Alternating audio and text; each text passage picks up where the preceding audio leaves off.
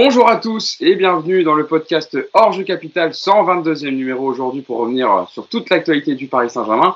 Et l'actualité du Paris Saint-Germain, ça concerne l'Euro. Vous savez, depuis le début, on revient sur les performances des joueurs parisiens pendant l'Euro. Et on traite également d'une page mercato sur les différentes infos transferts qui accompagnent le Paris Saint-Germain. Et pour parler de tous les sujets du jour, on aura notamment un petit débat sur Cristiano Ronaldo. Est-ce que c'est une fausse bonne idée de le ramener au Paris Saint-Germain? Ce sera en fin de podcast, mais il y aura plein d'autres sujets évidemment. Et on va débriefer en premier évidemment cette finale remportée par l'Italie contre l'Angleterre hier. Et donc pour parler de tous ces sujets très intéressants comme d'habitude, je vais vous présenter l'équipe qui va m'accompagner. Tout d'abord, Mousse qui porte la casquette aujourd'hui. Comment ça va, Mousse? Salut Hugo, salut tout le monde. Oui, je ne voulais pas infliger à nos spectateurs le piteux spectacle de ma coupe de cheveux, donc je préférais vous épargner ça. Et la facilité, c'est de mettre une casquette, voilà. Donc, mon coiffeur est parti en vacances, donc j'ai pas envie d'en changer. Il est juste parti en vacances, il est pas en prison. Hein. Non. Quoique, parfois, il mériterait, mais non, je crois que c'est juste des vacances. Ouais, il va être content de le savoir. Également avec nous pour nous accompagner, Yacine Amned. Comment ça va, Yass? Salut à tous, ouais, ça va bien, merci. Bonne finale hier, tu t'es régalé? Ouais, franchement, par rapport à d'autres finales qu'on a déjà vues bien fermées, bien dégueulasses, franchement, c'était bien quand même. Voilà. Rien de mieux que de commencer un podcast par le dégueulasse des Yacine. Non, c'est vrai, franchement, on s'est quand même régalé. Il y a eu du spectacle, de rebondissements, des buts et une séance de tir au but. Voilà, c'était parfait pour accompagner cette finale. Et enfin, il fait sa première avec nous. C'est un plaisir de l'avoir vraiment parce que vous allez voir la qualité de ses interventions. Il a tout à fait sa place dans le podcast. C'est un ami aussi, il faut le dire. Vous l'avez vu dans l'after-foot d'RMC. Vous l'avez vu également dans le Club des 5. Il revient de Guinée. Il était directeur sportif de l'AS Calo, mais il revient en France. Et donc, on voulait l'avoir évidemment parce qu'en plus, quand on débriefe une victoire de l'Italie, il faut avoir Alpha Baldé. Bienvenue Alpha et merci d'être avec nous. Ça me fait énormément plaisir de t'avoir aujourd'hui. Bonjour à tous et merci pour l'invitation. Merci beaucoup pour l'invitation. C'est une première et je vous suis depuis un moment et c'est vrai qu'il y a de la qualité donc j'ai un peu la pression. Je suis dans le Parc des Princes là. Alors, là tu vas être en bonne compagnie avec Yacine. Oui. Mousse Yacine que je connais déjà. Oui. Bienvenue Alpha. Grazie.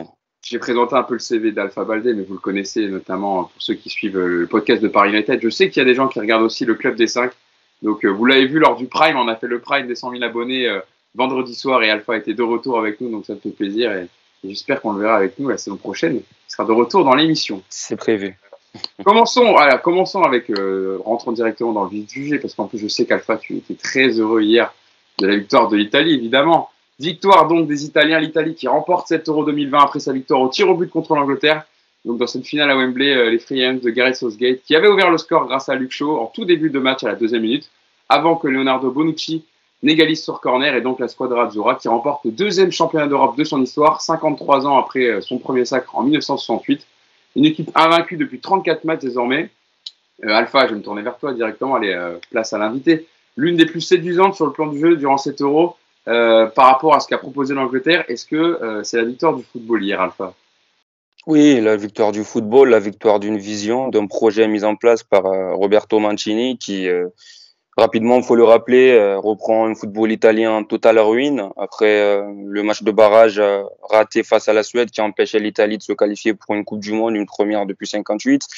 C'était un scandale dans le football italien avec Ventura qui laissait la tête de l'équipe, Tavecchio, président de la Fédération italienne de gioco di calcio, qui laissait donc la fédération et qui laissait un petit peu un football italien orphelin, un football italien. C'était limite un cadeau empoisonné qu'on donnait à l'époque à Roberto Mancini, qui a su vraiment mettre en place une vision. D'ailleurs, il le dit dans une conférence de presse quand il revient. Il faut redonner confiance à ces garçons-là. Il a retrouvé une équipe un petit peu sonnée, parce qu'il faut dire que l'Italie qui se qualifie pas à une Coupe du Monde ou à un événement international de football, c'est forcément un choc dans le monde du football.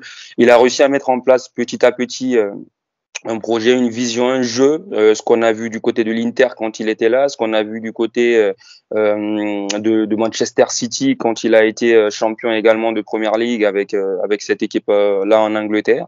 Et petit à petit, cette équipe d'Italie, alors ça a été compliqué, hein, c'est pas l'Italie qu'on voit aujourd'hui, ça n'a pas été ça, il a fallu de la patience. Et heureusement, moi j'ai envie de dire qu'il est venu après des événements douloureux, donc où les gens avaient un petit peu de recul par rapport à la nationale, c'est-à-dire qu'on ne lui imposait pas tout de suite les résultats qu'on pouvait demander à un coach s'il était venu après une victoire, après un succès. Donc petit à petit, il y a un match amical face à l'Arabie Saoudite, le premier match sous l'ère de Mancini qu'il remporte. Ensuite, tu as la défaite face à la France, c'était un match qui se joue à Nice, si je ne me trompe. Ensuite, il y a eu comme ça 5, 6, 7 matchs où l'Italie ne parvenait pas à gagner. Il y a eu cette défaite à laquelle j'avais assisté au Portugal à Lisbonne face au Portugal dans le cadre de la Ligue des Nations, 1-0, je pense, but de Silva, André Silva. C'était compliqué, on ne voyait pas vraiment où voulait aller Mancini, on sentait qu'il avait une envie de faire du jeu, mais les résultats ne suivaient pas. On se posait la question, est-ce qu'il fallait continuer avec Mancini? Il a essayé de relancer des joueurs comme Balotelli, il a fait confiance à des jeunes joueurs comme Donnarumma, comme Romagnoli, comme Locatelli. Voilà, il a fait tourner comme ça plus d'une soixantaine de joueurs depuis qu'il a pris la Nazionale. Et ce qu'on est en train de voir aujourd'hui, ce 4-3-3, ça a vu le jour limite en octobre 2018 face à l'Ukraine. Ce match nul un partout, même si en deuxième mi-temps ça a été compliqué face à cette équipe d'Ukraine. Ensuite, voilà, c'est parti. Il y avait plus de défaites. Cette équipe prenait de plus en plus confiance et son discours la veille de la finale est tout simplement symbolique de la part d'un entraîneur italien qui disait qu'on n'est pas à 90 minutes d'un sacre, on est à 90 minutes de continuer à prendre du plaisir dans ce tournoi. On sait que le discours italien, c'est plutôt on serait à 90 minutes de remporter un trophée parce que c'est la gagne et c'est le résultat qui compte dans ce football-là. Et lui, c'est ce qu'il a dit en conférence de presse. Et hier, c'est exactement ce qu'on a vu. Même si l'entame du match, faut le rappeler, les Anglais démarrent bien le match. Les Anglais sont dans le bon tempo. Le choix tactique de Gareth Southgate paye sur les 15, 20, 25 premières minutes de jeu. L'Italie balbutie son football, manque de verticalité, manque de rapidité et manque d'idées dans son jeu. Ensuite, on a vu cette Italie refaire de l'Italie de Mancini, c'est-à-dire revenir à ses fondamentaux, garder le ballon, jouer, prendre le dessus techniquement et dans la possession du ballon. Et ensuite, voilà, les individualités, quelques individualités, notamment l'une des plus grandes dans ce tournoi côté italien offensivement. Chiesa a pris les choses en main et c'est parti aux séances de tir au but. On a vu un excellent Donnarumma. On aura le temps de revenir sur tout ça dans ce podcast.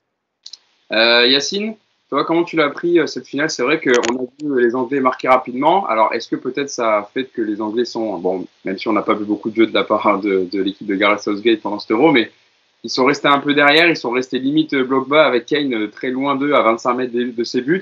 Et on a vu l'Italie, même si dans les intentions c'était ça, être un peu molle en première période. Et c'est en deuxième qu'on a vu vraiment un changement aussi, notamment peut-être avec la sortie de Ciro Immobilier et le remplacement d'Insigne en neuf. On a vu vraiment l'Italie se remettre à jouer comme on avait vu durant cet Euro.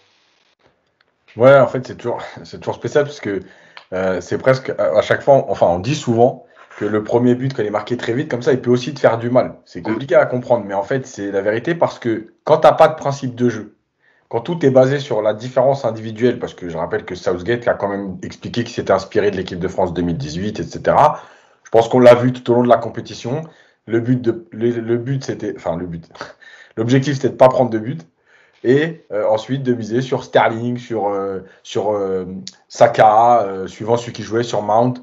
Allez-y. Et puis Sterling a fait un très bon Euro parce que finalement, il a le jeu pour faire ça, c'est-à-dire qu'il prenait le ballon, il percutait. Alors c'était parfois brouillon, mais en tout cas, il faisait reculer les défenses, etc. Le premier but, il est franchement très bien amené de l'Angleterre.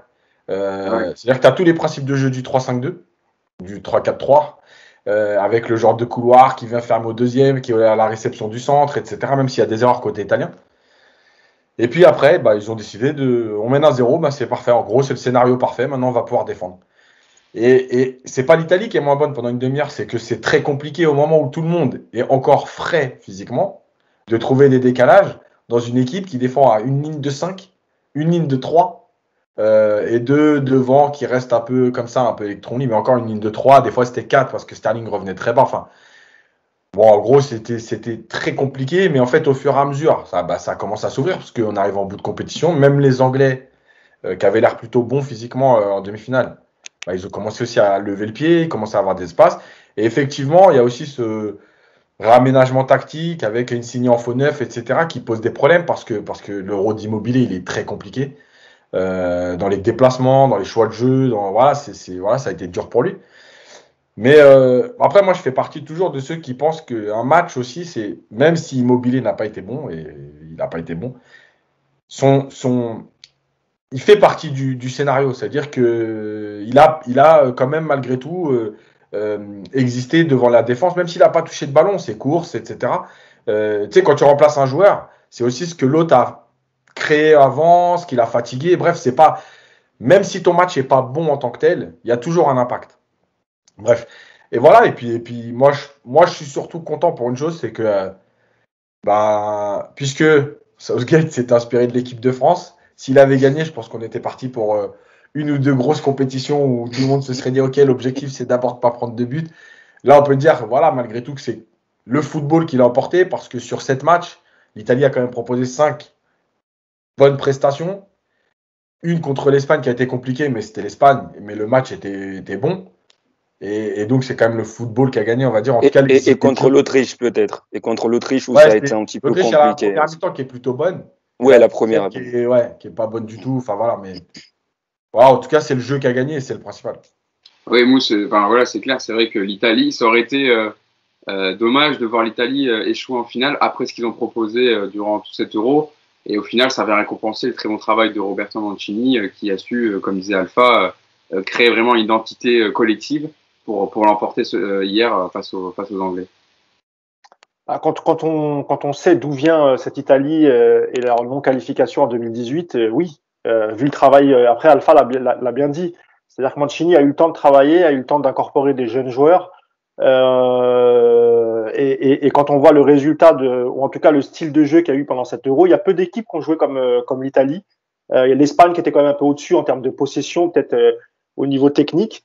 Après, sur l'Angleterre, moi, quand j'ai vu la composition de Southgate, je me suis dit, tiens, moi, je pensais qu'il n'allait pas changer parce qu'on ne change pas une équipe qui gagne. Et finalement, il a quand même eu peur de cette équipe d'Italie parce que quand il met Trippier finalement à droite, il essaye de renforcer un peu le côté droit pour empêcher peut-être le plus dangereux d'Italie Insigne. Oui. Avec Kyle Walker dans la défense pour prendre un peu Insigne, justement, etc., compenser sur la vitesse de Walker, justement. Ouais, c'est ça. Donc moi, c'est vrai que j'ai été un peu surpris. Et même sur les 20 premières minutes de l'Angleterre, je me suis dit, tiens, l'Angleterre, ils décident de faire quelque chose, ils empêchent les Italiens de jouer, ils ont mis beaucoup d'impact physique. Et c'est vrai que la question, elle était là aussi pour l'Italie. On savait que ça allait être un grand défi physique pour eux. Quand tu vois les milieux de terrain de l'Angleterre et le milieu de terrain de l'Italie, bon, tu te dis que physiquement, ça va être compliqué. Quand tu vois les petites tailles, Verratti, Jorginho, Barella qui dépassent pas les 1m80, face à Rice ou face à Calvin Phillips, ce genre de joueur, c'est les 20 premières minutes, ils l'ont bien senti. Et après, c'est vrai qu'on n'a pas compris, comment, parce que au bout de 25 minutes, l'Italie en première mi-temps, ils ont commencé à remettre un peu le pied sur le ballon. C'était beaucoup mieux en deuxième mi-temps, mais en fin de première, déjà, on sentait que l'Italie revenait. Et après, en deuxième mi-temps, honnêtement, moi, quand tu mènes 1-0, t'es à Wembley, t'es chez toi, et que tu décides de conserver le score en ne jouant plus, comme disait souvent Yacine, tu respectes pas le jeu. Et ben finalement, évidemment que c'est tout à fait mérité pour l'Italie de revenir au score. Et puis ils auraient même pu remporter le match. Ils ont eu des occasions, pareil pendant les prolongations. Donc oui, nous, quand les amateurs de beaux jeux, évidemment, on est quand même heureux pour l'Italie. Puis en plus, on est parisiens. Il y a deux joueurs qui ont été très importants, que ce soit Donnarumma ou Verratti. Ils ont été des éléments clés de cette victoire en finale. Donc ouais, félicitations à l'Italie.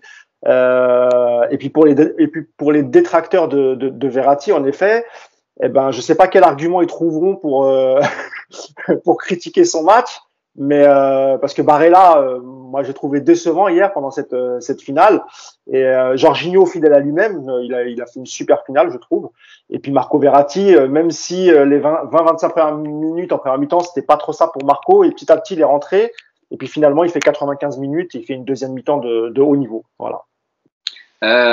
Pour parler aussi quand même Alpha d'Angleterre, c'est vrai que je voyais un tweet hier passer Didier Deschamps, Fernando Santos, Gareth Southgate. Ils avaient les 3 plus gros viviers d'Europe, mais avec pas beaucoup d'idées de jeu pour justement amener à construire un collectif, contrairement à Mancini qui, voilà, on le disait, n'avait pas le meilleur 11 sur le papier, n'avait pas une star qui se dégageait. Ils ont fait un Euro avec Ciro Immobilier qui a été quand même assez décevant.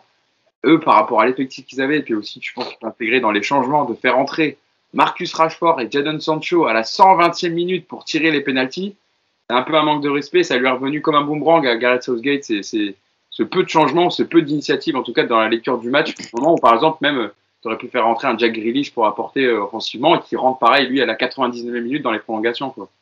Et qui apporte d'ailleurs quelque chose et qui a été dangereux, ce qui est tombé sur le bon temps fort anglais dans les prolongations et au contraire de l'autre côté, quand Verratti sort, tu vois justement que l'Italie baisse le pied et que l'Italie n'a plus cette maîtrise dans l'entrejeu pour revenir sur l'Angleterre.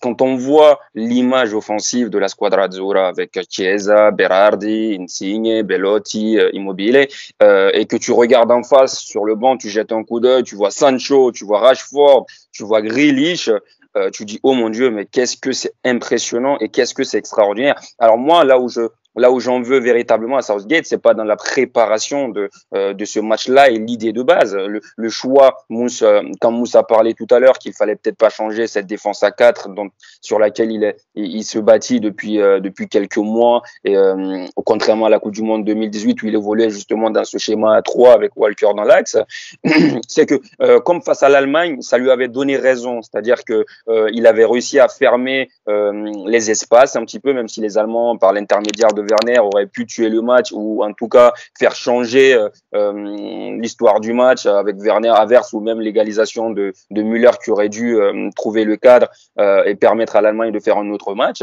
Donc voilà, ce schéma à 3 au départ, on a vu ça avec un Harry Kane qui ressortait beaucoup, qui faisait un dépassement de fonction, qui venait au milieu de terrain distribuer. Il a fait 2-3 fois pour renverser le jeu sur l'apport des pistons qui était très important sur les 15-20 premières minutes côté anglais. Moi, j'ai trouvé ça très intéressant parce que tactiquement, sur les 20-25 premières minutes, Southgate était au-dessus de ce que de Mancini et que cette équipe anglaise, moi je pensais justement qu'elle allait chercher à faire un bloc médian, pas forcément un bloc très bas parce qu'elle n'avait pas forcément à craindre cette attaque de l'équipe d'Italie qui semblait amorphe et qui semblait un petit peu fatiguée, notamment à l'image de Barella qui faisait pas ce dépassement de fonction et qui d'habitude on le connaît quand il a sa fraîcheur physique, va dans la moitié de terrain adverse et permet d'apporter cette course en verticalité. Mais malheureusement ils ont bétonné, ils ont choisi de reculer et les choix, les changements, la lecture du jeu de Southgate a justement été incompréhensible. Quand tu peux jouer en bloc médian et apporter de la profondeur comme Rashford peut le faire, comme Sancho, et t'as les profils surtout, c'est ce qui est surtout exaspérant et c'est ce qui est surtout dommage pour l'Angleterre hier, c'est qu'ils avaient tous les ingrédients pour poser des problèmes à cette équipe italienne. On sait que la défense Bonucci-Cellini sur des longs ballons ou sur des phases arrêtées est très difficile à manœuvrer. Alors que quand on va sur la verticalité, quand on aspire cette défense-là, d'ailleurs le but il vient comme ça. Harry Kane les aspire énormément. Il écarte sur le côté droit pour un Trippier qui va trouver Luke Shaw sur le côté gauche avec un Di Lorenzo qui n'est pas exceptionnel. Donc il aurait pu continuer sur cette lancée-là, poser des soucis et apporter des défis tactiques et défis techniques à l'Italie comme ça, jouer dans la verticalité, dans la rapidité, apporter un autre Sterling dans le jeu, donc à l'image d'un Sancho qui aurait créé beaucoup de fautes, qui aurait fait reculer le bloc italien et qui l'aurait empêché de remonter avec ballon. Mais voilà, malheureusement, je pense qu'il avait décidé plutôt avec Henderson qui rentre, de bétonner, un peu trop tard Jack Grealish, Sancho et Rashford qui rentrent que pour les tirs au but alors que tu les as pas donné une minute. Et surtout, moi, c'est pas le problème de les faire rentrer à la 120e, ça peut être un pari, etc. Mais c'est surtout que durant tout l'Euro, tu les as pas mis en confiance mentalement. Et quand un joueur n'est pas, alors qu'on sait que les tirs au but, je parle sous votre contrôle, les tirs au but, ça demande énormément de confiance. Et quand le facteur confiance n'est pas de ton côté dans les séances de tirs au but, et malheureusement, ça se foire rapidement. Et les pauvres, ils n'avaient pas confiance. Non seulement ils sont jeunes, à domicile, grosse pression, pas de confiance durant tout le tournoi, même si on parle pas de Saka, on parle plutôt de Sancho et Rashford. Malheureusement, tu te fais punir quand tu es dans ton football de calcul. Rashford qui fait pas une minute, il me semble, avant de rentrer, il joue pas du tout, il me semble. Non, il joue pas. Il rentre pour les tirs au but. Uniquement pour les pénaltys. Exactement. Et le message que t'envoies, il est complètement éclaté parce que je suis désolé, tu peux pas utiliser Rashford. Je suis désolé, il a pas 36 ans, le mec, tu vois, c'est pas Andrea Pirlo que tu ramènes à 42 ans, qui va tirer un penalty, une panenka. Le mec, il peut t'apporter dans ce match-là. En plus, on sentait les latéraux italiens, Emerson fatigué avant qu'il y ait Florenzi, Di Lorenzo en difficulté dans son dos. Donc, il y avait de l'espace, il y avait matière à aller chercher cette équipe italienne. Et je pense que Southgate, il va s'en vouloir plus qu'en 96. Non, mais Southgate, en gros, il a fait des changements pour éviter de prendre ce deuxième but, mais il l'a pris quand même assez rapidement et surtout pour pas en prendre d'autres. Il a jamais fait des choix en se disant on va aller chercher la gagne, on va éviter les prolongations. Donc c'est pour ça que je dis que finalement la victoire de l'Italie elle est quand même méritée, même si effectivement sur le banc de l'Italie les changements, c'était peut-être un peu moins clinquant que ce qu'il y avait déjà sur le terrain, mais ils ont quand même essayé d'aller chercher cette victoire, les Italiens, contrairement aux Anglais. Ouais. Yacine, c'est vrai que ça m'intéresse d'avoir ton avis sur le management. Alpha commence à en parler, mais sur ce qu'a fait Southgate avec Sancho, avec Rashford, même de faire entrer Henderson à la 74e minute. On parle souvent aussi des changements qui sont tardifs de certains entraîneurs, notamment côté parisien. Yacine, on en a parlé toute la saison. Mais c'est vrai qu'hier, il a pas choisi, il a été puni par ses changements et son coaching hier, Southgate, parce que tu les mets pas en confiance, tu les fais rentrer à la 120e, mais tu aurais pu les faire rentrer dès le début des prolongations, il t'aura apporté, surtout que Alpha le disait, il y avait de la place sur les côtés. Emerson, tu pouvais le prendre dans son dos. Di Lorenzo aussi, c'est pas Spinazzola côté gauche. Et d'ailleurs, depuis que Spinazzola s'était blessé, on voyait qu'ils avaient plus de difficultés dans le jeu, et notamment côté gauche. Et en fait, Southgate, son équipe n'en a profité que dans la deuxième minute avec ce but de Luke Shaw. Ils n'ont jamais refait cette séquence avec Kane qui décroche pour jouer pour Trippier et centrer pour le latéral gauche. Ouais, parce qu'ils avaient décidé qu'en menant, ils resteraient bas et solides. En se disant on prend pas de but, puisque sur les 5 premiers matchs ils prennent 0 but. Voilà, ils ont dû se dire on est assez costaud pour tenir, on va tenir. Le problème c'est que, mais c'est pour ça que il y a plein. De toute façon, il peut tout se passer dans un match de foot. Hein. Tu peux dominer, perdre, tu peux être dominé, gagner, enfin bref. Mais le truc c'est quoi? C'est que quand tu prends le dessus aussi vite comme ça, déjà tu as un but d'avance. Il est qu'à la première minute, ce qui veut dire qu'il y a quand même 89 minutes à tenir. C'est très long. Donc, tu prends le dessus tout de suite, en plus grâce à ton système malgré tout. Pourquoi tu continues pas? C'est-à-dire que même si tu continues et que les Italiens égalisent, mais en fait, c'est comme s'il y avait 0-0 et au bout de 20 minutes. Donc, tu t'es donné un bonus très tôt dans le match. En gros, tu démarres le match avec un but d'avance. Et au lieu d'en profiter, toi, tu arrêtes de jouer. Parce que si il avait profité de la situation, et je pense que c'était moi là où il fallait faire mal au départ, sur le but, il y a Di Lorenzo qui prend jamais l'info dans son dos. Et il y a Chiesa qui fait pas l'effort. Alors bon, Chiesa, il a un gros volume de jeu normalement, mais qui fait pas l'effort de revenir fermer le couloir. Et en fait, ce qu'il fallait faire pour l'Angleterre, c'était de se dire à ce moment-là,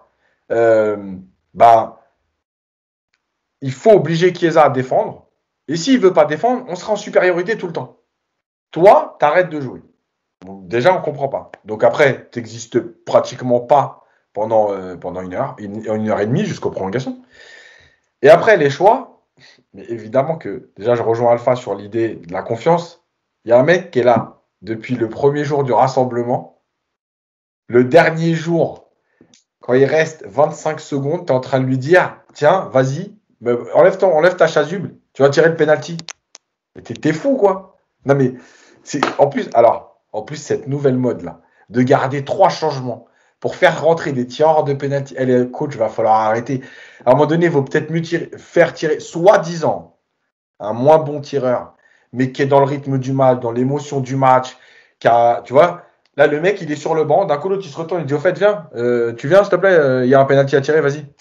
Mais c'est quoi cette nouvelle mode? Je comprends. Moi, les coachs, des fois, ils inventent des trucs. Ça marche une fois, et il y en a 2-3 derrière, ils suivent le mouvement, genre, ah, ça a marché.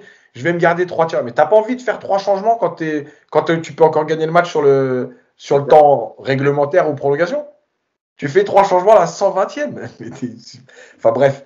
C'est pour ça que je dis qu'ils méritent. C'est-à-dire, tant pis pour eux. Voilà, vous faites des choix restrictifs, vous faites des choix de gagne petit. Et bien, si vous êtes puni, vous méritez d'être puni. Voilà. Et tant mieux, encore une fois, pour le foot. Parce que moi, ça m'aurait dérangé qu'une équipe qui mène à bout d'1 minute et qui décide de défendre pendant 90 minutes, elle se retrouve à gagner. Voilà, on a eu la France en 2018, c'est bon. Après la France, sur les contre-attaques, par contre, ils avaient l'efficacité qu'elle n'a pas eu l'Angleterre. Mais en dehors de ça, dans l'idée de jeu, c'est la même chose. Voilà. C'est ce que je voulais rajouter rapidement, Yacine. J'aime pas trop cette comparaison avec la France 2018 parce que pour moi, Deschamps, Southgate, c'est le Deschamps de Wish en fait. C'est-à-dire que tout simplement, il n'arrive pas à utiliser le plein potentiel de ses profils. C'est-à-dire là où Deschamps est plus intelligent, c'est pour ça Deschamps on peut ne pas aimer, on peut aimer, mais je pense que quand je compare, c'est juste sur l'idée parce que c'est lui qui l'a dit. Je comprends. Voilà. L'idée de base, oui, il s'appuie sur Deschamps, mais malheureusement, souvent, comme on le dit, la copie ne peut pas égaler l'original. malheureusement. Et ça, on l'a vraiment vu parce que quand on voit les 25-30 premières minutes, ce qu'il propose, moi, je pense qu'il y a eu quand même 2-3 décalages de Kane qui vient au milieu de terrain, qui distribue. On sentait vraiment les Anglais dans le ton et on sentait les Anglais surtout emportés par cette vague de Wembley. Moi, sincèrement, à un moment donné, pendant 25 minutes, je me demandais et je priais pour ne pas que l'Italie prenne ce deuxième but parce que ça pourrait un petit peu tourner au fiasco parce que faut pas oublier quand même que cette équipe italienne, il n'y a pas énormément d'expérimentés. Quand on enlève l'arrière-garde, notamment Bonucci, Chiellini, tu reviens à des joueurs qui, en équipe nationale, n'ont pas de référence, en fait.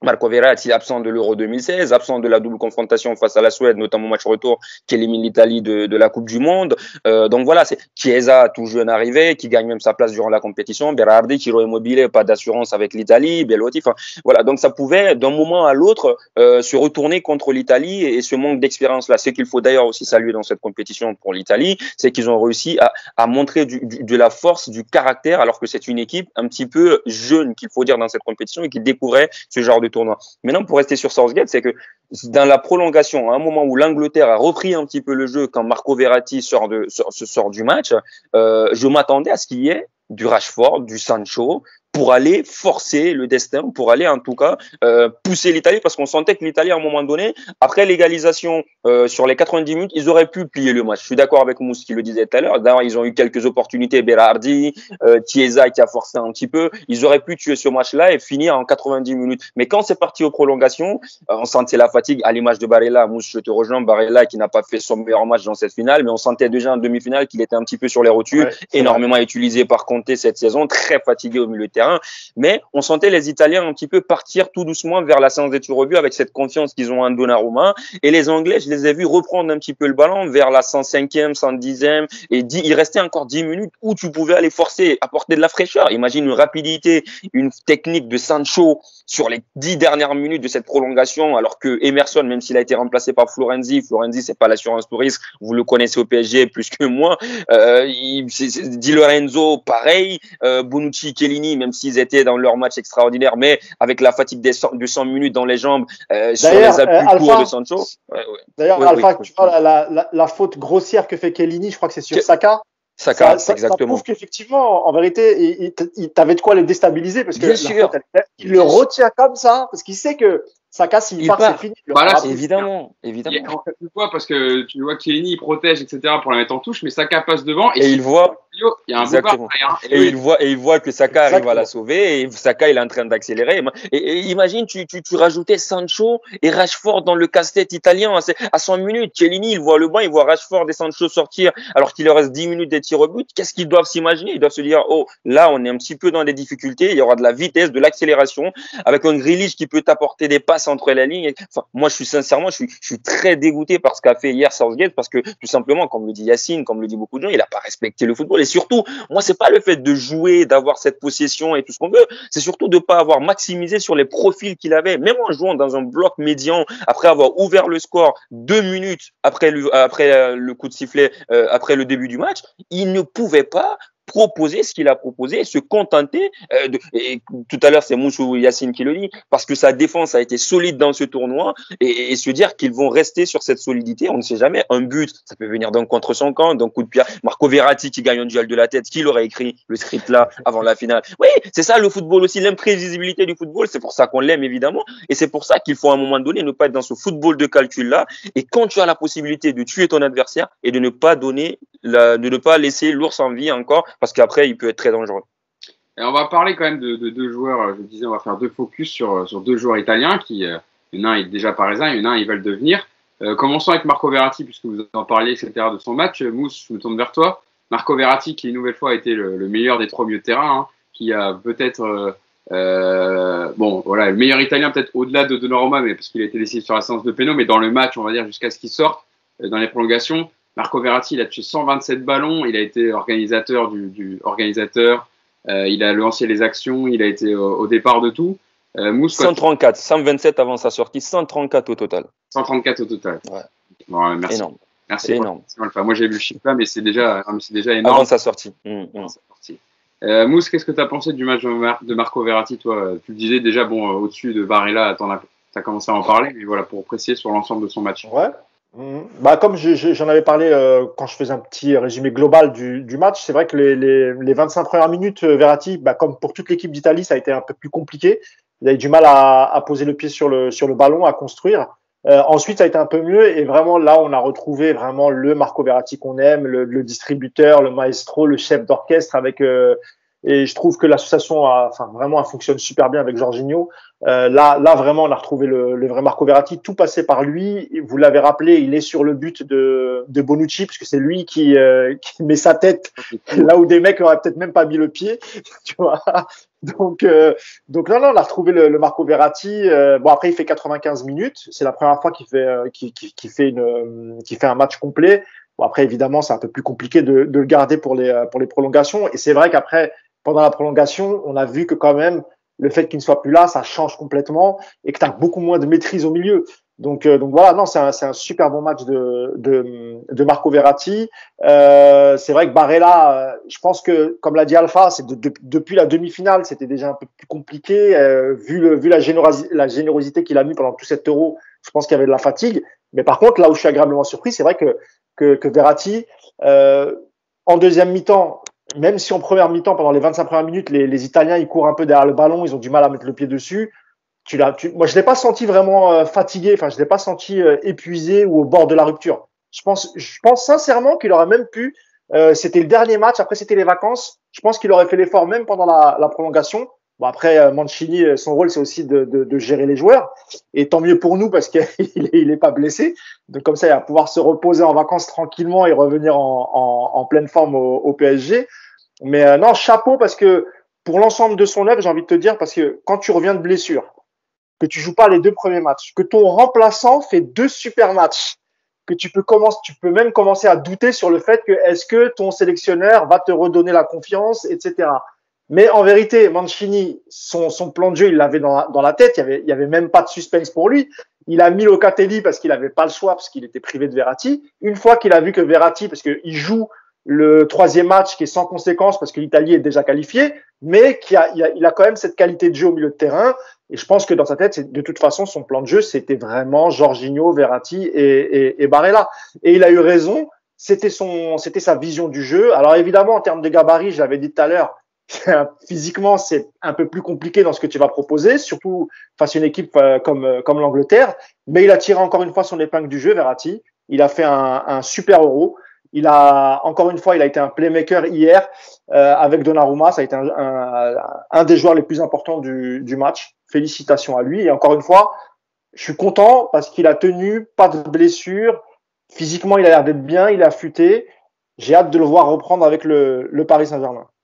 Yacine, je te voyais tweeter hier sur Marco Verratti où tu disais au début de l'Euro, on nous disait il va faire l'Euro sur le banc, etc. On le reverra pas. Et au final, il termine meilleur joueur de la finale. Donc c'est un peu ça, voilà, Marco Verratti pendant cet Euro. C'est vrai que nous se disait Locatelli, qui avait fait 2 très très bons matchs pour les 2 premiers matchs de poule de l'Italie. On se disait là, Verratti va avoir du mal à revenir dans le 11. Et puis au final, il l'a réintégré et ça a été un des meilleurs depuis qu'il a retrouvé sa place de titulaire avec l'Italie. Ouais, et il y a plein de choses déjà dans ce qu'a dit Mousse, c'est-à-dire que Mancini, en fait, il a de toute façon toujours expliqué depuis qu'il est arrivé que Verratti, c'était le profil de joueur qu'il aimait et qu'il l'alignerait, en gros, quoi qu'il arrive, entre guillemets. Et quand il le prend à l'Euro, alors que Verratti a une entorse au genou et qu'il est en train de se remettre, quand tu vois la liste des 26, en fait, il n'y a que, entre guillemets, ceux qui ne suivent pas l'Italie qui peuvent penser que Verratti ne jouerait pas. Parce que s'il le prend dans cet état-là, en disant déjà d'entrée que les 2 premiers matchs, il ne sera pas disponible. Donc tu perds quand même 2 matchs. Tu ne sais même pas si tu vas sortir de la phase de poule à la base. Donc tu es là, tu prends un joueur qui va déjà rater tes 2 premiers matchs de poule. Et tu le prends. Mais en fait, déjà, la confiance, elle est là. C'est-à-dire, en gros, j'ai écarté d'autres joueurs, mais toi, tu vas venir avec nous. Voilà. Et en gros, à partir du 3e match de poule, si tu es prêt comme c'est prévu, après, ce sera toi. Donc, ça, c'est la première chose. La deuxième chose, c'est que on répète souvent, c'est la légende. Alors, je reviens sur ce que j'avais dit encore la semaine dernière, vite fait. Ouais, sans Verratti, le PSG sans leur finale, sans Verratti. Donc là, qu'est-ce qu'on dit ce soir? Avec Verratti, l'Italie a gagné. Ils n'avaient pas gagné depuis 2006 une grande compétition. Donc avec Verratti, ils ont gagné. Voilà, moi, je fais le même raccourci que tout le monde. Je suis stupide, donc je fais le même raccourci que tout le monde. Voilà. Sauf que quand on aura compris qu'un joueur ne gagne pas tout seul et il ne perd pas tout seul, Déjà, on aura avancé dans notre vision du foot, ce sera intéressant. La troisième chose, c'est que Verratti, il joue pas 90 minutes. Alors, encore une fois, je vais rappeler certaines choses. Avec le PSG, il a déjà joué des 90 minutes, mais quand il enchaîne, effectivement, quand il revient de blessure, il peut pas jouer 90 minutes comme tout le monde. Je vous rappelle quand même que même Neymar, qui est un joueur extraordinaire, quand il revient de blessure, regardez ses 2-3 premiers matchs, c'est très très compliqué. Donc, c'est comme tout le monde, c'est un être humain en fait. Peut-être qu'il y en a qui le découvrent. Il a joué 4 matchs à l'Euro, comme par hasard, le quatrième, il peut faire 93 minutes. Ben oui, mais en fait, son problème, on sait très bien, oui, c'est les petites blessures. Et moi, j'ai déjà expliqué que l'hygiène de vie, bon, après, je vais pas dire le nom, pour ceux qui parlent, ouais, la cigarette et tout. Si vous saviez le nombre de joueurs qui fument et qui fument plus que vous croyez, c'est-à-dire, je te parle pas de 2 cigarettes, je te parle d'1 paquet et demi. Tout ça, c'est des bêtises. En fait, ils le payent en fin de carrière à 32, 33, 34 ans. Mais pendant ta carrière à 28 ans, avec les efforts que tu fais à l'entraînement, la préparation, ça te pèse pas, ça. Ça, c'est des bêtises. Ça élimine. Voilà. Mais bon, c'est quand même mieux s'il fumait pas même, tu vois. Il faut le dire aussi, tu vois. Si tu fais comme d'ailleurs, non, mais pour les c'est mieux si tu fais. Arrêter de fumer, etc. Non, mais Yacine, t'imagines des jeunes qui t'entendent qui disent, oh non, mais Yacine, il a dit c'est bon, on peut fumer. Bien sûr, c'est parce que je veux dire, évidemment que c'est mieux d'avoir l'hygiène de vie de Zlatan, parce que justement, aujourd'hui, Zlatan a 40 ans, il joue encore. Et voilà, évidemment, ça c'est logique. Mais ce que je veux dire, c'est que c'est une fausse excuse, tu vois, quand ils disent ça. C'est un faux argument, en fait. Et en fait, il y a l'histoire de tout ça, c'est quoi? C'est que, oui, moi, je redis ce que j'avais dit, on en avait parlé cette année, c'est son opération de la pubalgie qui le tue. Il y a tellement de joueurs qui ne passent pas par l'opération parce qu'en fait, il y a certains médecins qui aiment l'opération, il y en a d'autres qui sont contre. L'opération de la pubalgie, elle te permet de te soigner très vite. Et Verratti, quand il fait le choix, je vous rappelle à tous, c'était en 2016. Et en fait, il veut faire l'Euro. Oui, parce qu'il veut faire l'Euro. Et donc, il décide de l'opération. Mais cette opération, elle lui a fait plus de mal que de bien. Donc, voilà, bref. Et la dernière chose, ce qui est intéressant, c'est que là aussi, c'est malheureusement pour moi, j'ai bu du petit lait pendant l'Euro, c'était génial. C'est que on nous explique, ah ouais, mais le PSG, ils peuvent pas gagner. Il y a que des petits, il n'y a pas de grands costauds, il n'y a pas de mecs qui mettent des boîtes, il n'y a pas de Casemiro. Mais c'est pas vrai. Encore une fois, comment Chelsea gagne la Ligue des Champions? Avec Kanté et Jorginho. Moyenne de taille, 1m22, 23. Non, même le grand Barça de l'époque, hein, Xavi, Iniesta, c'est pas des mecs qui font 1m80. Et clairement, dans l'esprit de Mancini, voilà, dans l'esprit de Mancini, c'est un peu ça qu'il veut reproduire. C'est-à-dire, il prend des petits gabarits, mais des mecs qui savent jouer au ballon.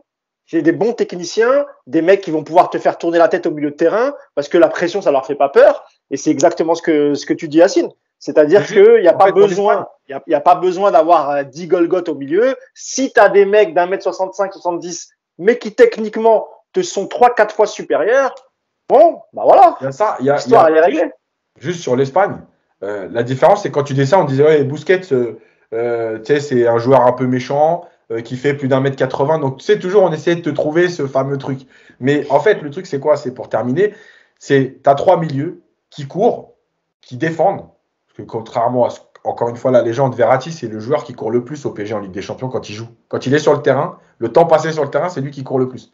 Et là, en fait, avec Jorginho qui compense, etc., tu as des joueurs qui courent, tu as des joueurs qui savent lire le jeu, tu as des joueurs qui savent défendre intelligemment, qui sont quand même capables d'aller dans le duel, hein, mais c'est pas leur truc. C'est-à-dire qu'ils préfèrent lire le jeu et faire des interceptions, devancer le milieu de terrain adverse, plutôt qu'être dans le combat pur et dur. Voilà.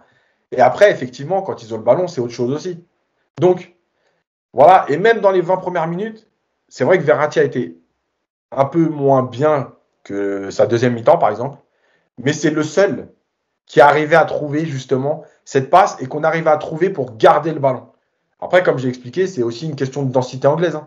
Trouver des passes quand tu as 8 joueurs très rapprochés comme ça, c'est compliqué. Voilà, en tout cas, son Euro, il est très bon. Voilà, il a prouvé, s'il avait besoin de prouver, qu'il est capable d'évoluer à ce très haut niveau. Voilà, moi, je pense tout simplement qu'il faut se faire une raison et à un moment donné, Verratti, il faut peut-être arrêter de le faire jouer tous les matchs quand il est présent. C'est-à-dire que quand tu vas... Il n'y a plus Dijon, donc désolé, on ne va plus pouvoir citer Dijon. Mais il y a Clermont maintenant. Voilà. Quand tu vas à Clermont, quand tu vas à Brest, peut-être qu'à un moment donné, il fait partie de ces joueurs qui, quand tu t'as plié le match, fais-le sortir. Oui, Voilà, il faut ménager, il faut faire souffler l'organisme. En plus, c'est un joueur qui peut être fragile. voilà. C'est un joueur qui a besoin plus que d'autres de repos. Tout ça, c'est dans le management. Moi, je pense que c'est plutôt dans l'intérêt. Mancini l'a fait hier, comme Mousse le disait. Moi, je pense qu'il pouvait encore taper quelques minutes et peut-être même aller au tir au but avec sa qualité technique. Mais Mancini sait que sur le banc, il peut le faire souffler, il peut apporter encore un autre milieu de terrain qui va avoir plus de fraîcheur peut-être que lui. Donc, ça fait partie du management et je suis complètement d'accord avec Mousse. Après, moi, sur le débat Verratti, tu sais, moi, les débats des réseaux sociaux, c'est les gens ont un avis, ils veulent l'imposer, ils veulent pas changer. Et à partir de là, tu ne débats plus, tu es plus dans ce qu'on appelle la confrontation d'ego et la confrontation de connaissances. Alors que je suis désolé, si on était autant connaisseurs que ça, je pense qu'on serait approché par des staffs, des conférences internationales, voilà. Enfin, moi, je ne dis pas qu'on n'a pas de connaissances et tout. On fait ce qu'on aime, on parle de football parce que chacun peut en parler. Ça, c'est une petite parenthèse.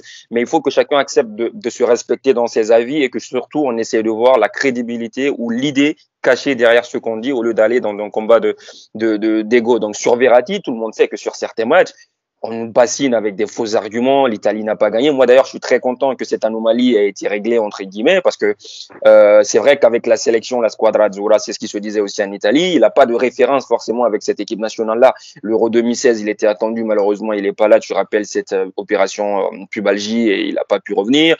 La Coupe du Monde, je le disais tout à l'heure, le match à qualification, il n'était pas là face à la Suède. Il n'a pas pu aider l'équipe nationale. Les 2 premiers matchs, il n'était pas là. Le monde a découvert Locatelli et c'est là où je te rejoins un petit peu. Ceux qui ne suivent pas la Squadra se sont dit ah bah tiens, il y en a un qui est plus bon que Verratti, etc. Ils ont oublié tout ce qu'a mis en place Mancini depuis qu'il est là en 2018. C'est-à-dire que c'est des profils différents et c'est là où je suis d'accord avec toi. Je ne vais pas répéter ce que tu as dit. Mancini a mis en place une Squadra Azzurra joueuse, une équipe d'Italie. C'est la première fois d'ailleurs qu'une équipe d'Italie remporte un tournoi Euro ou Coupe du Monde en marquant 13 buts. C'est-à-dire que c'est le jeu qui était le maître mot de cette équipe d'Italie. Et pour faire du jeu, tu as besoin d'un joueur comme Marco Verratti. Et Locatelli, Barella, ce sont des profils qui sont plus dans la verticalité, qui vont aller plus vers la moitié de but adverse, qui vont aller chercher devant la surface adverse. On a vu l'entrée de Locatelli face à l'Autriche, on voit les matchs de Barella avec l'Inter. Donc voilà. Donc c'est ce qui d'ailleurs, entre guillemets, explique le fait que... D'ailleurs, Alpha, il me semble qu'avant l'arrivée de Mancini, Verratti, il n'est pas titulaire indiscutable dans la squadra. Il n'est pas indiscutable. Voilà, donc ça prouve déjà que dans le projet de jeu, avant l'arrivée de Mancini, on considérait Verratti peut-être comme un bon milieu de terrain, mais peut-être pas celui qu'il fallait pour l'Italie aussi, tu vois. Exactement, et surtout qu'il avait un petit peu déçu sur certains matchs. On attendait vraiment comme le futur Pirlo, tu sais, ce débat futur Pirlo qui s'est posé en Italie. Après son départ en Italie, parti au PSG, on l'attendait à la Juve. Donc, entre guillemets, les gens ont arrêté de suivre forcément ce qu'il faisait. Donc, Verratti, c'est le genre de joueur clivant. C'est un profil clivant. Il faut que soit dans un match, il te fasse 1 ou 2 passes décisives pour dire qu'il a fait un bon match. Ou alors, s'il fait 134 ballons touchés comme hier, personne n'en parle. 94% de passes réussies, personne n'en parle. 8 duels gagnés, c'est le meilleur total dans le match. Personne n'en parle. Moi, je suis désolé. Cet Euro-là, le premier match qu'il fait face au Pays de Galles, il est présent sur le but de Pessina, son coup franc atterri dans les pieds de Pessina. Le match qu'il fait face aux Belges, extraordinaire. Le match qu'il fait face à l'Espagne, ça a été dans un registre compliqué, mais on sait qu'en plus de ça, il s'est étoffé, donc il arrive à faire le pressing, il arrive à récupérer les ballons comme hier où il gratte 8 ballons. Donc moi, je suis désolé. Et s'il y a un mot qui résume Verratti hier, c'est symbole. C'est le symbole de la domination italienne. C'est-à-dire que pendant les 25 premières minutes, quand on n'a pas vu Verratti, l'Italie n'a pas existé dans son logiciel. Et comme Massine le disait tout à l'heure, dans le logiciel Mancini, c'est la possession, c'est le jeu, c'est les attaques placées. Et hier, Verratti a symbolisé cela parce que il était entre guillemets sur la même ligne. Moi, j'ai beaucoup observé, j'ai revu le match. Il était en début de match sur la même ligne que Jorginho. Il se marchait un petit peu sur les pieds. Et vu que Barella, dans son jeu de verticalité, n'arrivait plus parce qu'il était fatigué, on ne voyait pas de présence un peu plus haut sur le terrain de lien entre Insigne, Verratti ou Barella. Verratti, il a pris le flambeau. Il est remonté un peu plus haut. Jorginho a pris le relais derrière avec Bonucci et on voyait beaucoup plus des combinaisons de Verratti entre les lignes. Et c'est lui qui a sonné un petit peu le réveil italien. À la 45e, c'est lui qui envoie un coup franc un peu dangereux dans la surface. Vers la fin de la première mi-temps, c'est lui qui fait un tir qui est écrasé. Mais on savait qu'il avait de l'envie, il avait cette idée-là de partir dans la moitié de terrain adverse. Et hier, moi je suis désolé, si on a regardé l'Italie dans ce tournoi-là et qu'on va tirer comme conclusion que oui, il y avait d'autres, etc. et tout ce qu'on veut, c'est qu'on est de mauvaise foi tout simplement sur Marco et qu'on ne veut pas reconnaître l'extraordinaire joueur qu'il est et qu'il va devenir certainement avec la maturité et l'expérience qu'il a glanée dans ce Euro-là. Dernier focus sur le match. Après, on passera aux autres débats parce qu'on a énormément encore de sujets à débattre. Je sais qu'évidemment, il y avait beaucoup de choses à dire sur cette finale. Et parlons de la prestation quand même de Gigi Donnarumma. Alpha, je vais revenir à toi. On ira voir Mousse et Yacine dessus parce que on en a déjà parlé plusieurs fois depuis le début qu'on fait les podcasts sur l'Euro. Mais hier, Gigi Donnarumma, il a reçu le trophée de meilleur joueur de cet Euro déjà. Décisif sur les tirs au but une nouvelle fois de Sancho et Saka. Il avait déjà été décisif contre l'Espagne. Je tweetais hier à Alpha, il arrive dans la peau d'un champion d'Europe en titre, avec le statut de meilleur joueur du tournoi. Bon courage à Pochettino pour la gestion avec Keylor Navas cette saison. Quel est ton regard par rapport à la gestion que va devoir faire Pochettino avec Keylor Navas qui a été un des meilleurs gardiens du monde sur la saison et Donnarumma qui arrive en lumière, tout en lumière, quoi. Franchement compliqué, je pense que c'était le plus mauvais timing ou le plus mauvais scénario en tout cas qu'on aurait pu écrire pour Pochettino et pour le PSG. Moi, Donnarumma, c'est un joueur que je suis depuis très longtemps, que la Juve voulait, qui était au Milan, qui n'était pas forcément l'assurance tout risque. Ça, faut se le dire. C'est-à-dire qu'il arrivait de ces moments où il sortait de son match, où il était coupable sûrement d'une bévue, de 2 bévues par match. Il n'était pas concentré. Il y a eu une période aussi de prolongation. Il y a eu une période très compliquée avec ses dirigeants aussi il y a 2 ans. À chaque été, c'était le cas Donnarumma à Milan. C'est-à-dire que c'est le Donnarumma Gate à chaque moment à Milan, à Milanello. Donc ça pouvait trotter un peu dans sa tête. Mais dans ce Euro-là, à 22 ans seulement, on a vu un garçon plein de maturité. La phase à élimination directe de l'Italie, on va prendre l'Autriche où il est quand même très important sur un arrêt en prolongation juste après le 2e but italien qui aurait pu donc ramener les Autrichiens dans ce match-là. Face à la Belgique, on n'en parle même pas de ce déploiement d'albatros qu'il a sur la frappe de Kevin De Bruyne. Face à l'Espagne, les tirs au but, les amis, et son match qu'il réalise tout simplement. Et la finale, les tirs au but, les amis, comme il l'a déjà fait avec le Milan, je le tweetais aussi en début de saison face à Rio Ave, un tour préliminaire pour que le Milan accède à la compétition européenne. Donc malheureusement, la gestion va être très compliquée. Pour moi, comme tu l'as, je te l'ai donné mes compos, je vais donc dévoiler un nom.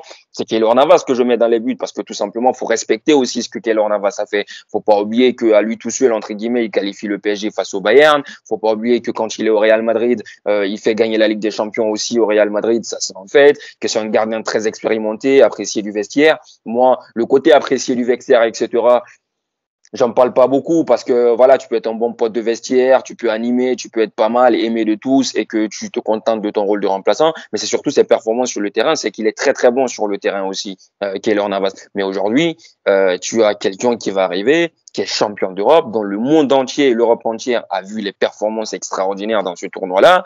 Et ça va choquer les gens, je pense, quand ils vont pas voir Donnarumma titulaire dans une cage l'année prochaine. Tu vois, c'est ça qui est compliqué. Et donc, qu'est-ce que tu vas dire? Est-ce que Navas, il va partir en voyant ça, en se disant, oula, je pense que ce qui va arriver là, le petit môme, là, il a 22 ans, la prestation qu'il vient de faire dans ce tournoi-là, c'est vraiment un casse-tête. Moi, je ne sais pas. Sincèrement, j'aurais été à la place de Pochettino, j'aurais pas aimé choisir et j'aurais pas aimé être à ta place du tout. C'est très compliqué. Très, très compliqué.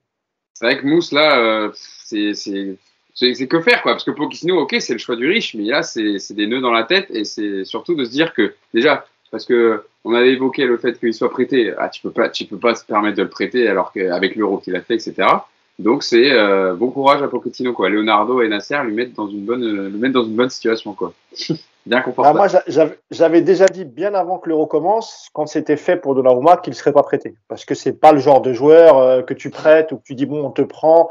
À l'époque de Courtois, avec Chelsea, il était encore jeune, il avait beaucoup moins de matchs que Donnarumma, donc effectivement Chelsea l'avait pris, l'avait laissé à l'Atlético, il me semble. Mais là, avec Donnarumma, il a plus de 220 matchs en Serie A. C'était pas possible. Et oui, tu as raison, ça va être un véritable casse-tête pour Pochettino. Alors c'est vrai que je l'avais déjà dit, mais bon, le début de saison, normalement, c'est Pochettino qui va jouer parce que Donnarumma sera pas encore Navas prêt. plutôt. Navas, pardon. Excuse-moi. Pochettino va faire jouer Navas parce que Navas a repris l'entraînement. Donnarumma va arriver un peu plus tard. Donc, effectivement, les débuts de championnat, ça sera pour Navas. L'idéal, honnêtement, l'idéal, ça serait de trouver un compromis pour laisser Navas toute la saison. Parce qu'il lui reste 2 ans de contrat, Navas. Il a prolongé d'1 saison. Et peut-être que l'année où il lui restera plus qu'une saison, de lui expliquer que voilà, on va mettre Donnarumma parce que c'est l'avenir et que tu seras remplaçant. De toute façon, il y a beaucoup de matchs à jouer, mais tout le monde sait que quand tu es joueur professionnel et tu joues dans un club comme le Paris Saint-Germain, tu as envie de jouer les matchs les plus importants. Si tu es relégué en Coupe de France, en Coupe de la Ligue, ou bien on va te mettre titulaire. Il n'y en a plus de Coupe de la Ligue en plus. Coupe de France. Coupe de France plutôt, ou bien les matchs qui seront juste avant une échéance de Ligue des Champions pour faire reposer Donnarumma. Navas, il va tirer la tronche. Mais l'idéal, ça serait que Navas fasse cette saison complète, ne serait-ce que par, comme l'a dit Alpha, par respect pour ce qu'il a fait les 2 premières saisons, et d'expliquer à Donnarumma que tu vas rentrer dans la rotation petit à petit, et l'année prochaine, tu seras titulaire.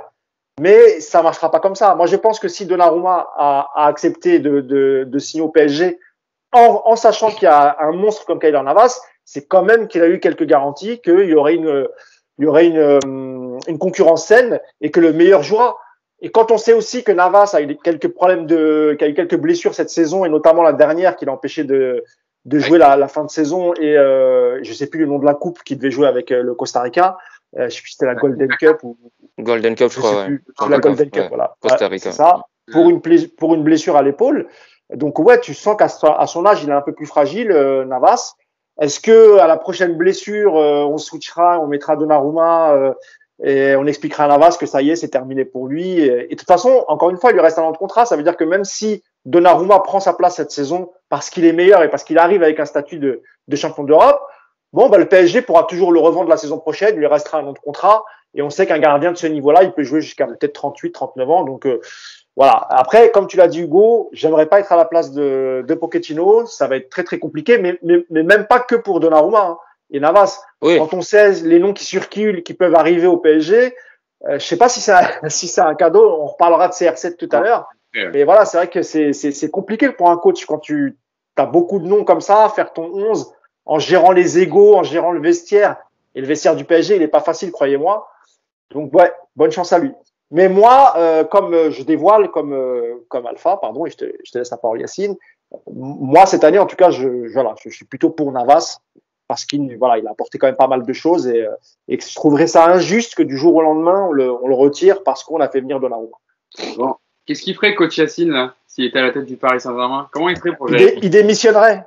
Non, mais en fait, Pochettino, il va pouvoir démarrer tranquillement parce qu'en fait, on est déjà quand même le 12 juillet.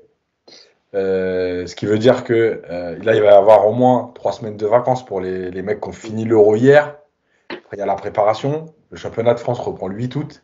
Donc, en fait, Navas n'a pas été avec son pays pendant la trêve. Il a pu se reposer. Il a repris avec tout le monde. Donc, en fait, le début de saison, c'est écrit, c'est Navas. Voilà, le temps que tout le monde arrive. Maintenant.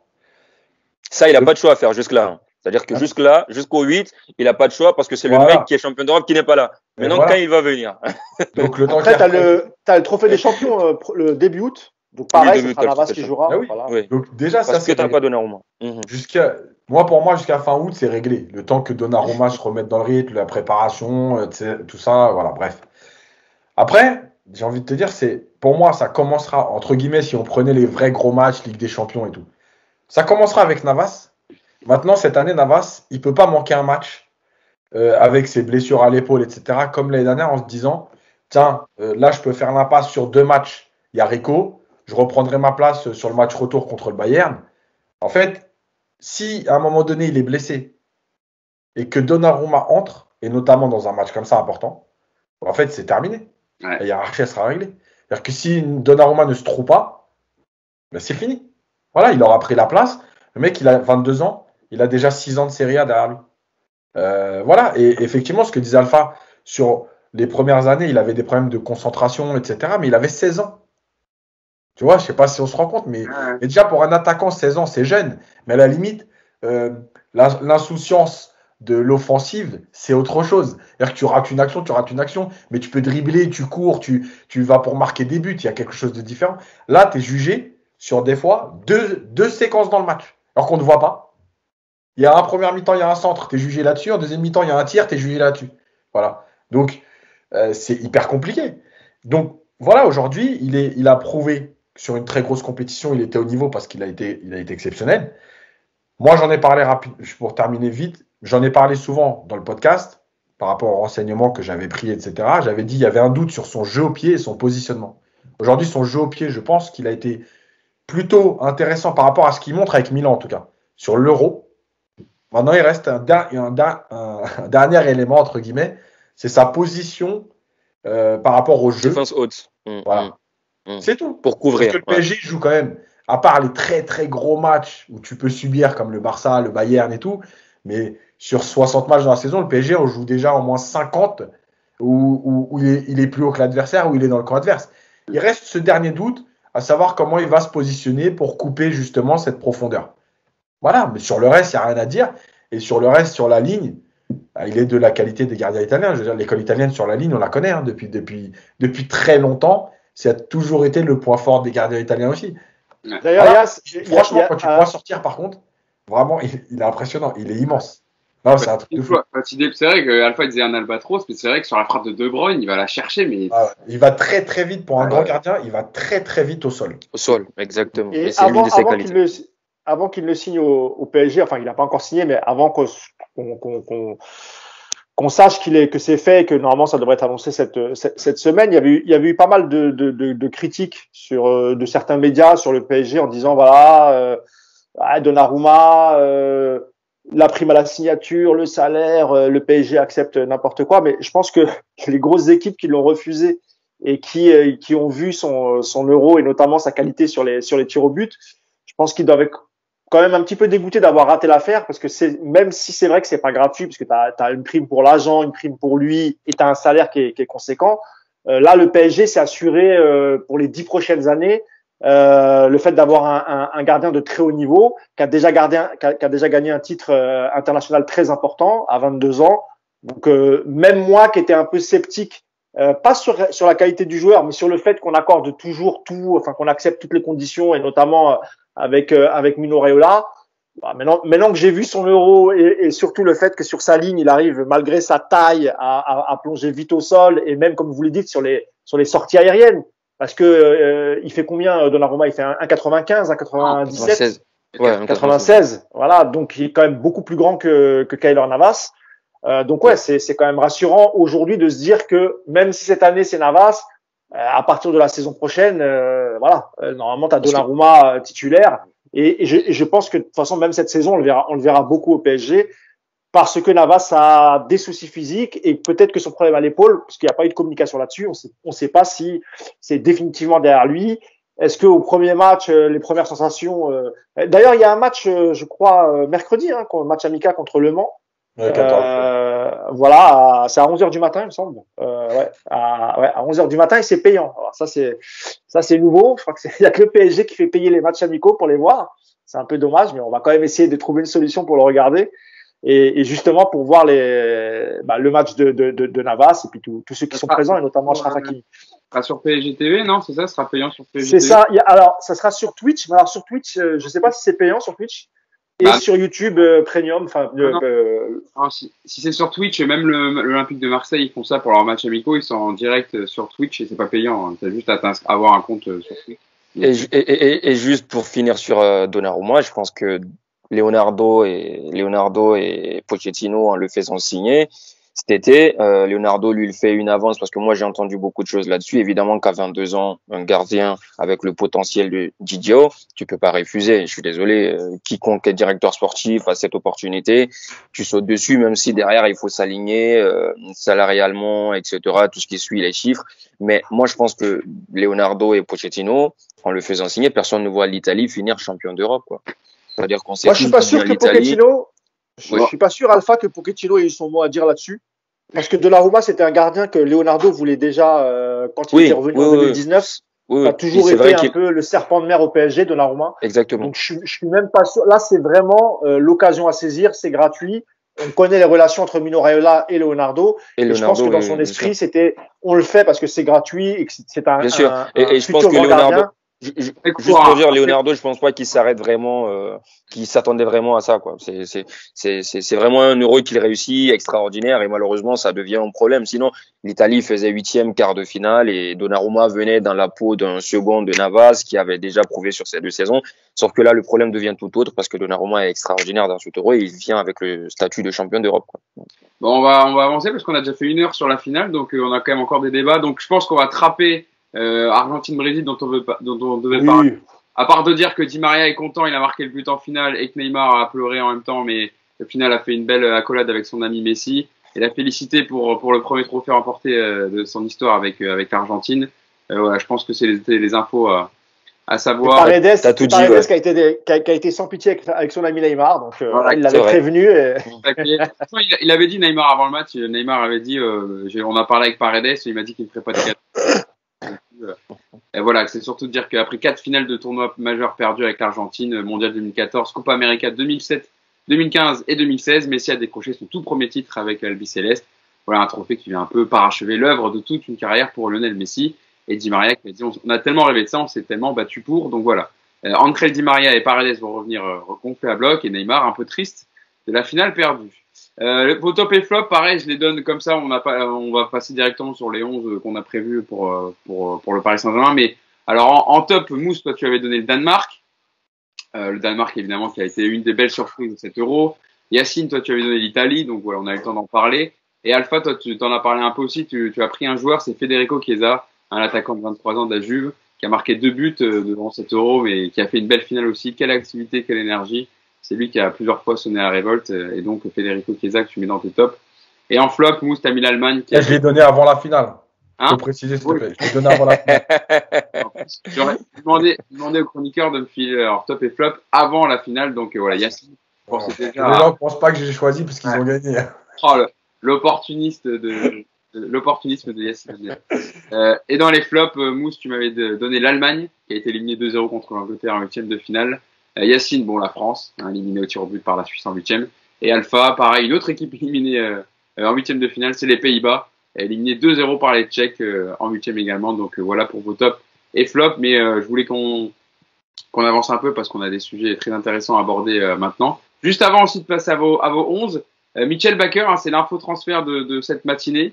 Mitchell Bakker, l'arrière gauche hollandais du Paris Saint-Germain, qui devrait quitter donc la capitale, direction le Bayer Leverkusen. Visite médicale aujourd'hui, pas de précision pour l'instant sur le montant du transfert. Et le PSG qui aurait une clause de priorité pour éventuellement le racheter à l'avenir. Donc voilà, Mitchell Bakker qui, je sais que c'est Nicolas Puravo qui est souvent avec nous, sera très très triste d'apprendre cette nouvelle, mais on ne pourra plus commenter les performances de D'ailleurs, Hugo, Nicolas est à l'origine de la clause voilà, pour faire revenir Bakker.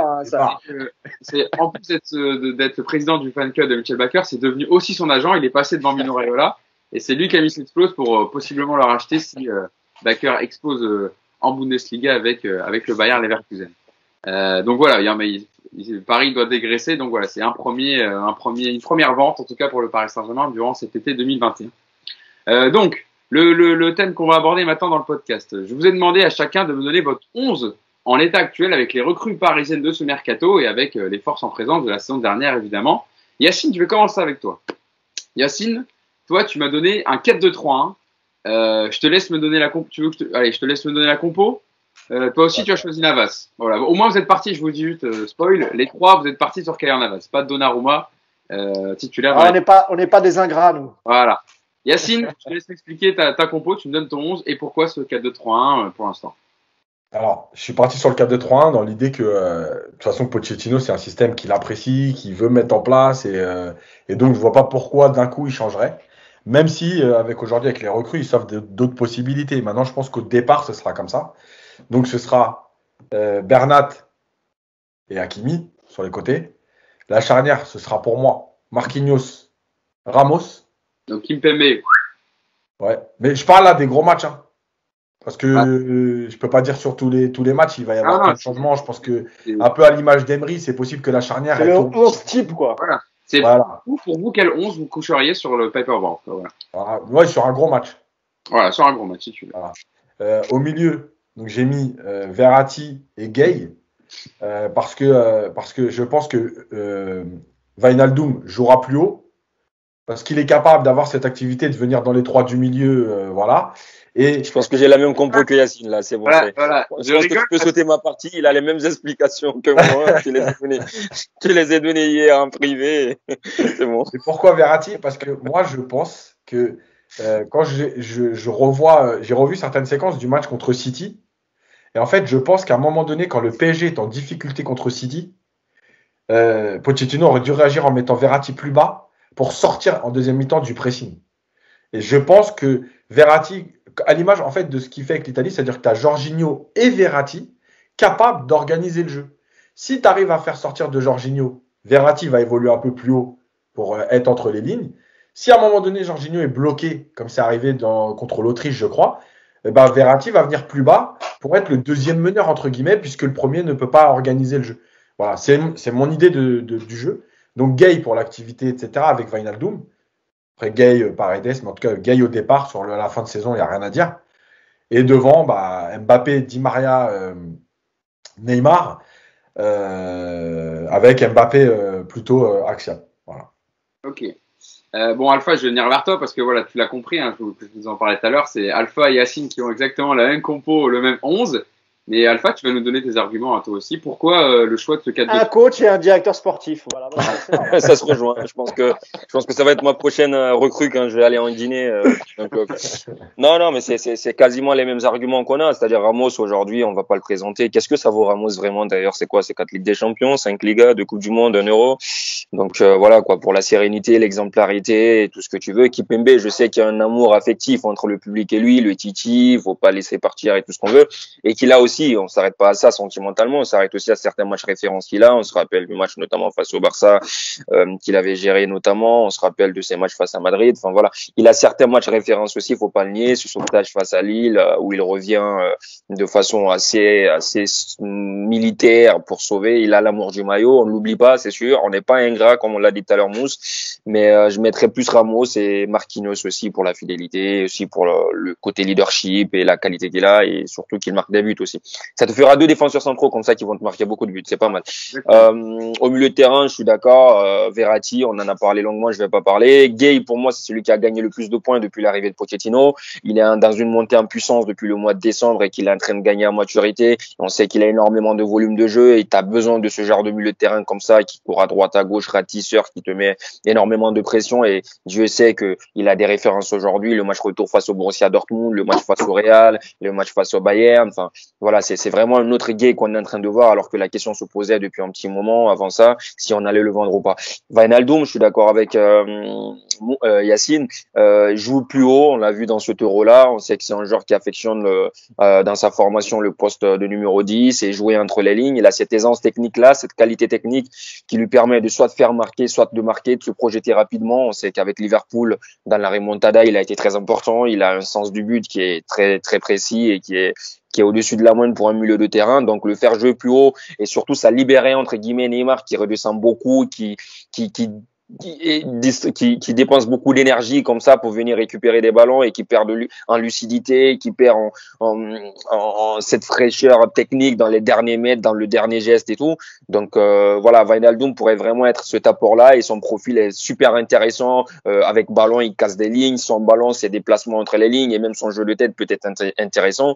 Après, je suis d'accord, le trio devant, Neymar, Mbappé, Di Maria, avec un Mbappé plus axial comme il l'aime ces derniers temps et Neymar qui va être débarrassé un petit peu de certaines tâches au milieu de terrain et ça va lui permettre vraiment d'être que dans la percussion, que dans la provocation, balle au pied. Le bon Neymar qu'on aime, le bon Neymar qu'on a vu au Barça et sur certains matchs au PSG. Bon, heureusement, vous n'avez pas donné les 3 mêmes compos ni les 3 mêmes formations. Mousse, il y a un joueur qui change par rapport à vos 2-11, Alpha et Yacine. Mousse, toi, tu as couché un 4-3-3 plutôt, hein, donc un milieu de terrain en plus plutôt qu'un numéro 10, un relayeur, on va dire. Mousse, je te laisse nous donner ta composition dans ce 4-3-3. Pourquoi ce 4-3-3 pour le 11 parisien pour la saison à venir? Alors, assez classique, un peu comme mes camarades pour ce qui concerne la défense et le gardien, donc évidemment Keylor Navas. Pareil, la charnière, je mettrai Marquinhos Ramos. Tout en pensant que évidemment Kimpembe rentrera dans la rotation, un peu comme il l'avait fait à l'époque avec Thiago Silva et Marquinhos, où ils avaient joué quasiment le même nombre de matchs chacun, étant donné le nombre de matchs qu'a le PSG chaque saison. Donc voilà, Ramos comme pour les mêmes raisons, non seulement déjà pour les attaquants adverses, être face à Ramos c'est quand même déjà quelque chose. Le fait aussi qu'il marque beaucoup de buts avec un super jeu de tête sur les corners. Donc sur les côtés, évidemment Bernat à gauche et Hakimi à droite. Et ensuite moi j'avais pensé plutôt à mettre Paredes devant la défense. Voilà, un vrai 4-3-3 avec Paredes, parce que quand il est bas, avec sa capacité avec son jeu long, son jeu court, il est à l'aise. Il peut casser des lignes même en étant si bas sur le terrain. Et en plus, avec Wijnaldum, pardon, et Verratti, je pense que voilà, il y a 3 joueurs de ballon, c'est un milieu. Et puis Paredes, il a ce côté un peu garce qu'on aime bien avoir au PSG, qu'avait aussi Thiago Motta. En plus vicieux peut-être que Paredes, mais bon voilà. Donc Paredes devant la défense, relayeur comme je le disais Verratti et Wijnaldum, et ensuite à gauche Neymar, en pointe Mbappé et à droite Di Maria. Je trouve que pour surtout quand tu auras des équipes qui manient bien le ballon et qui ont peut-être plus de possession que le PSG, comme avait pu l'avoir le Barcelone sur le match retour ou même face au Bayern. Moi je trouvais déjà qu'à l'époque le milieu à 2 c'était un peu léger. Et je trouve que là, ça marcherait bien, ça sécuriserait déjà plus le milieu de terrain. Et ensuite, tu lances tes flèches, Neymar, Mbappé, tu as toujours aussi Di Maria avec sa patte gauche qui peut toujours, avec ses petits centres rentrants, qui peuvent faire la différence. Donc voilà, moi je trouvais que c'était un bon équilibre en mettant Paredes devant la défense. Ouais, écoutez, en tout cas, voilà, pour l'instant, en l'état actuel des recrues, voilà vos 11 pour le 11 parisien de la saison qui arrive. Mais il y a un joueur qui pourrait peut-être possiblement gagner une place titulaire dans votre 11. On a déjà fait plusieurs débats mercato sur un peu mercato pas fiction, mais parce que c'est des joueurs qui pourraient possiblement arriver. On a parlé de Eduardo Camavinga, on a parlé de Paul Pogba dans le dernier podcast. Et là maintenant, on va parler de Cristiano Ronaldo. Alors c'est une liaison, on va dire un mariage qui aurait pu prendre il y a quelques années. On en parle souvent, Cristiano Ronaldo au Paris Saint-Germain, etc. Est-ce que là, ça serait la bonne année selon vous? J'ai nommé ramener Cristiano Ronaldo au Paris Saint-Germain pour ce mercato. Bonne ou fausse bonne idée?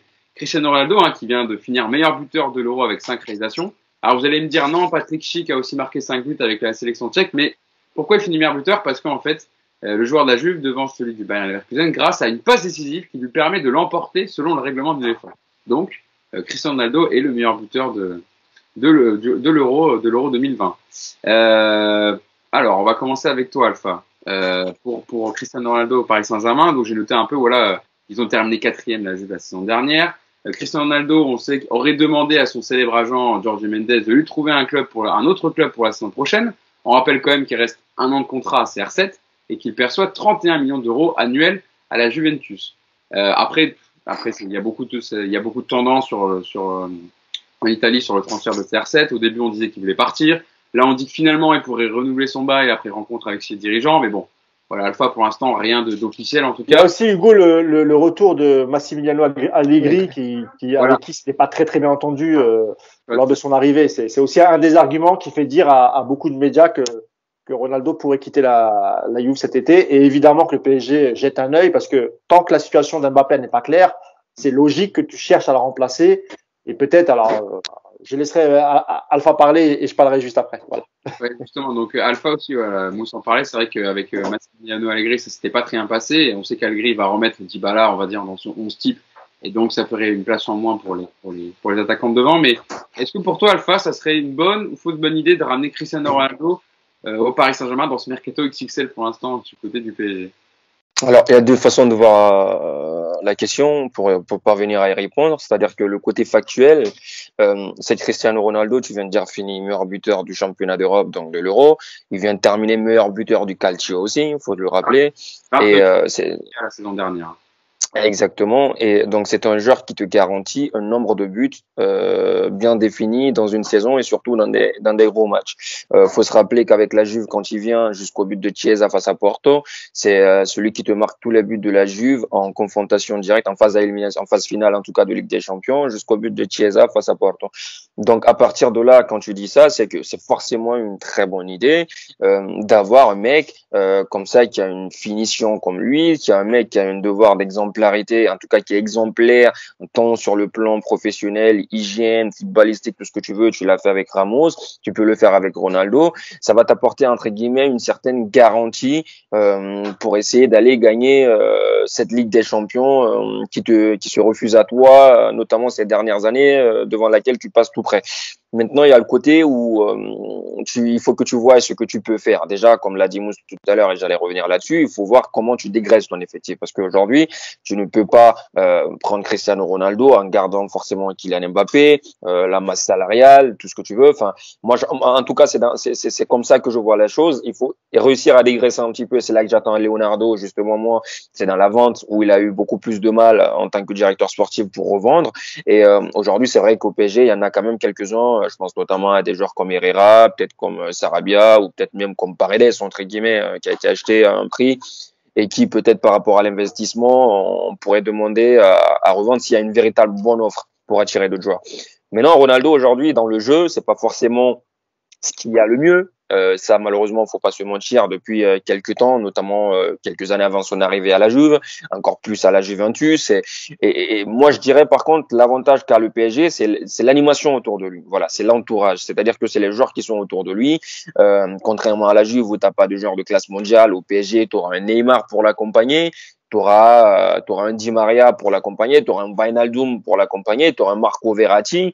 C'est beaucoup plus en qualité individuelle et en termes de talent, en termes d'impact dans le jeu que ce qu'on a du côté de la Juventus. Et ça pourrait réussir à Cristiano Ronaldo, lui sourire et permettre donc à Ronaldo d'apporter au PSG ce qui peut lui manquer dans les gros matchs. On se rappelle tous de ce match extraordinaire qu'il fait face à l'Atlético Madrid au match retour après la défaite 2-0 au Wanda Metropolitano de la Juve. On sait son état d'esprit de guerrier, on sait que c'est quelqu'un qui adore les challenges. Il est venu à la Juve pour gagner cette Ligue des Champions, en tout cas avec le club italien. Il n'a pas réussi encore, donc forcément, il va se poser la question, est-ce que je vais jusqu'au bout pour essayer vraiment de réussir cet objectif ultime, même s'il en a réussi un autre qui est de finir meilleur buteur aussi dans ce championnat-là en Serie A, chose qu'il n'avait jamais réussi depuis qu'il était venu. Est-ce qu'il va se dire clap de fin, je viens au PSG qui a peut-être entre guillemets plus de chances aujourd'hui, on va se dire la vérité, de remporter une Ligue des Champions que la Juventus. Et on sait qu'il a envie de la gagner avec un autre club que le Real Madrid aujourd'hui pour vraiment boucler la boucle. Donc, moi, je dirais que c'est une bonne idée. Moi, je dirais que c'est une bonne idée parce que, comme je l'ai dit, c'est un mec qui est quand même capable de te mettre beaucoup de buts. Faut pas l'oublier. Il l'a prouvé avec le Portugal. C'est un mec qui est capable de te sortir de situations inconfortables. C'est un mec qui sera bien utilisé, bien accompagné avec le 11 qu'a le PSG, avec les joueurs qui sont autour de lui au PSG. Et Ronaldo n'est plus à présenter, quoi. Dans les grands rendez-vous, c'est souvent l'homme qu'il te faut. Et pour moi, c'est quand même une bonne idée, ouais. L'avoir au PSG, après, pour l'image, la Coupe du Monde et tout ça, moi, ça m'intéresse pas. Forcément, c'est positif, mais c'est surtout sportivement et sur le terrain, factuellement, je pense que ça peut être une très bonne idée, ouais. Alors, pour Alpha, c'est une très bonne idée de ramener Cristiano Ronaldo lors de ce mercato. Yacine, c'est vrai qu'Alpha, on se disait que Cristiano Ronaldo rêve encore de victoire en Ligue des Champions. Le mercato XXL du Paris Saint-Germain pourrait le tenter, où il retrouvait aussi des anciens coéquipiers, comme Di Maria, comme Keylor Navas, comme H. et surtout Sergio Ramos, évidemment. C'est vrai que Yacine, il y a des arguments, en tout cas sportifs, pour le convaincre de venir au Paris Saint-Germain, mais évidemment, c'est aussi lié à la question du transfert de Kylian Mbappé.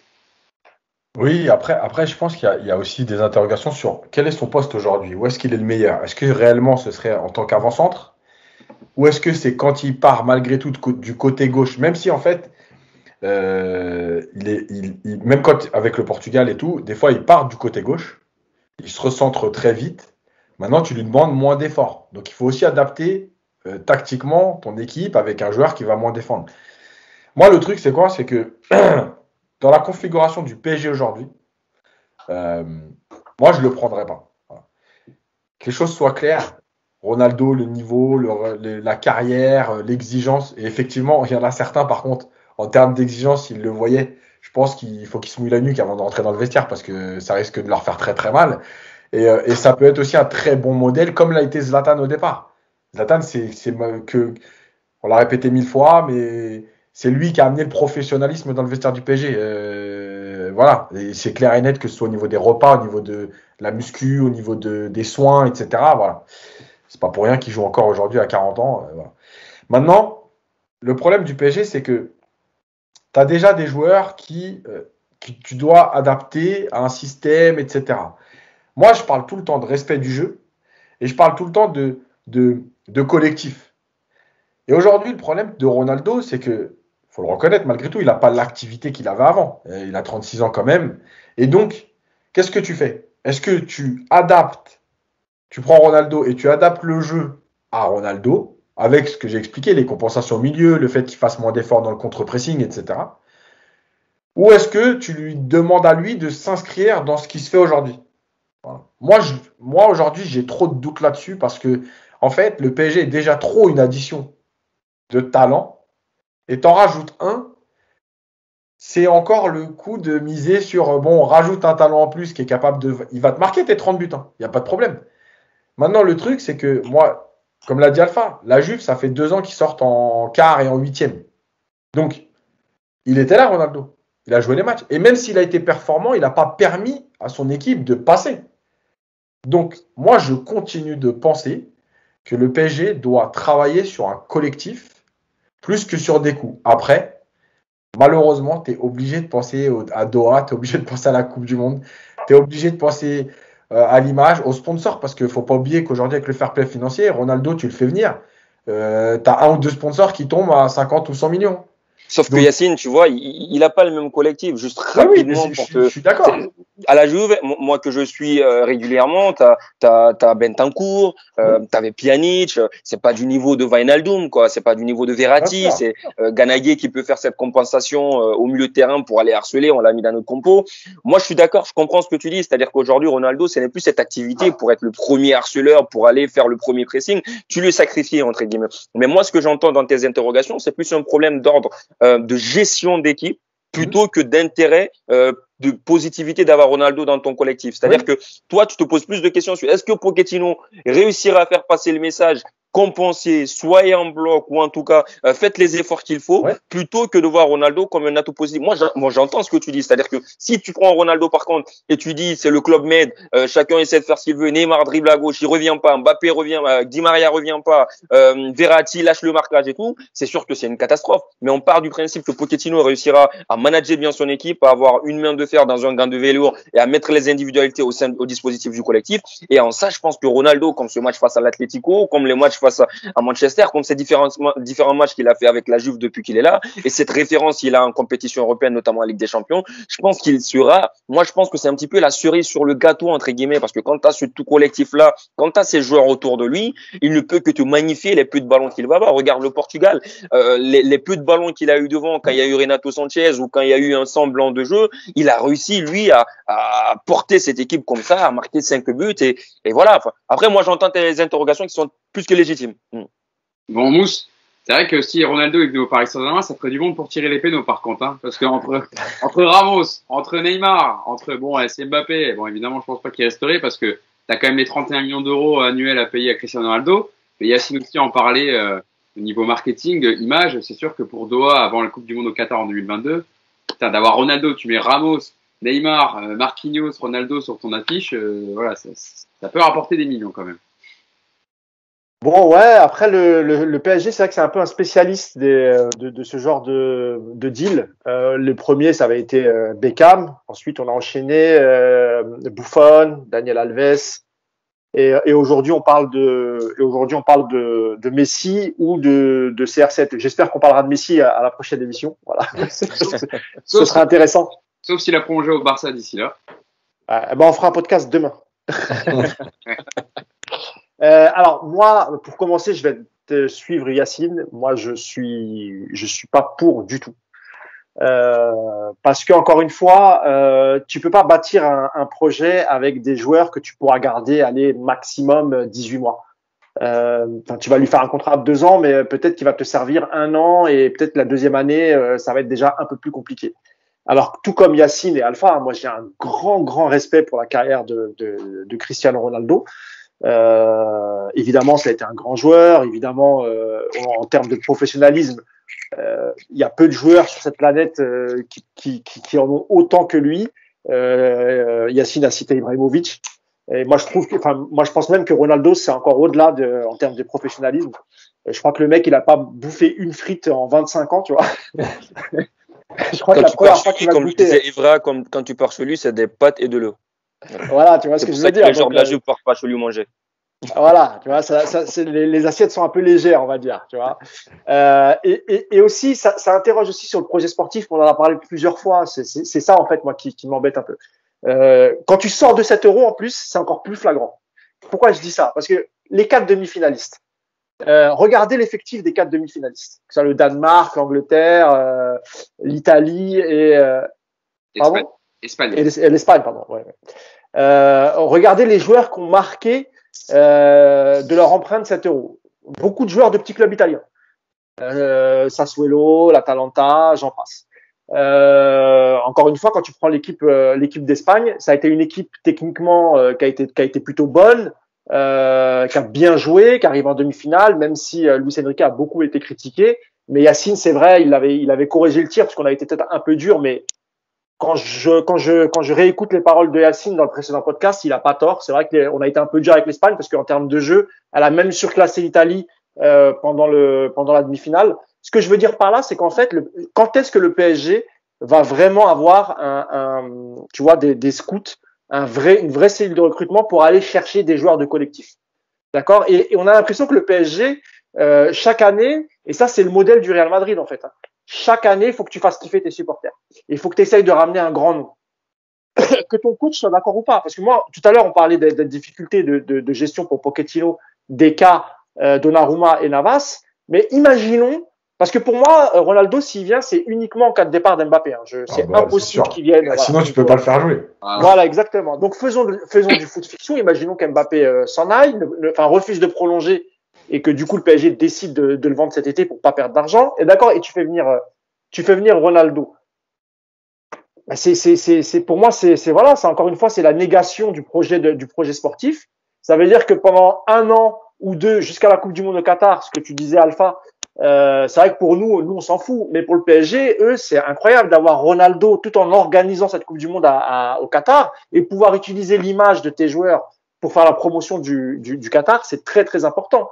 Mais en termes de sportivité, qu'est-ce que tu fais?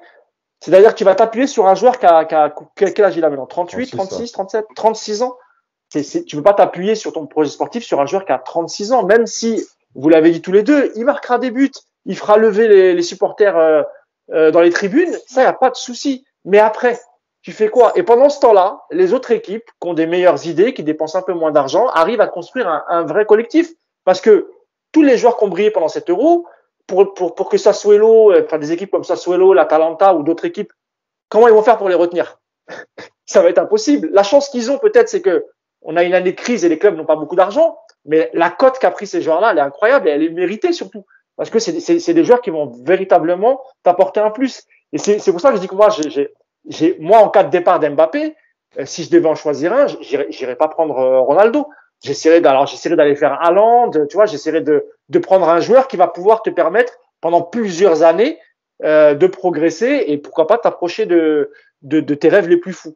Et Ronaldo, encore une fois, pour moi, ça serait un recrutement d'image et ce serait tout sauf un recrutement sportif. Et dernièrement, encore une fois, pour Pochettino, alors c'est un problème de riche certes, mais moi je trouve que ce serait quand même un problème d'avoir à gérer Ronaldo et Neymar en même temps. Déjà que c'était difficile de gérer Mbappé et Neymar. Là, si c'était en plus Ronaldo, moi, je pense que ça va être compliqué. Et encore une fois, j'ai un très, très grand respect. C'est un monstre, Cristiano Ronaldo. Mais je pense que peut-être qu'au départ du Real, il y a 2 ans, je t'aurais dit oui. Parce qu'il quittait le Real, il était encore chaud. Aujourd'hui, après ces 2 années passées au Real, à la Juve, et même si, il a fait des bons matchs, et tu l'as rappelé, Alpha, il est encore meilleur buteur du calcio, etc. Mais je trouve que c'est pas le bon timing pour CR7. Je pense qu'on a raté le wagon. Il y a 2 ans, c'était bien.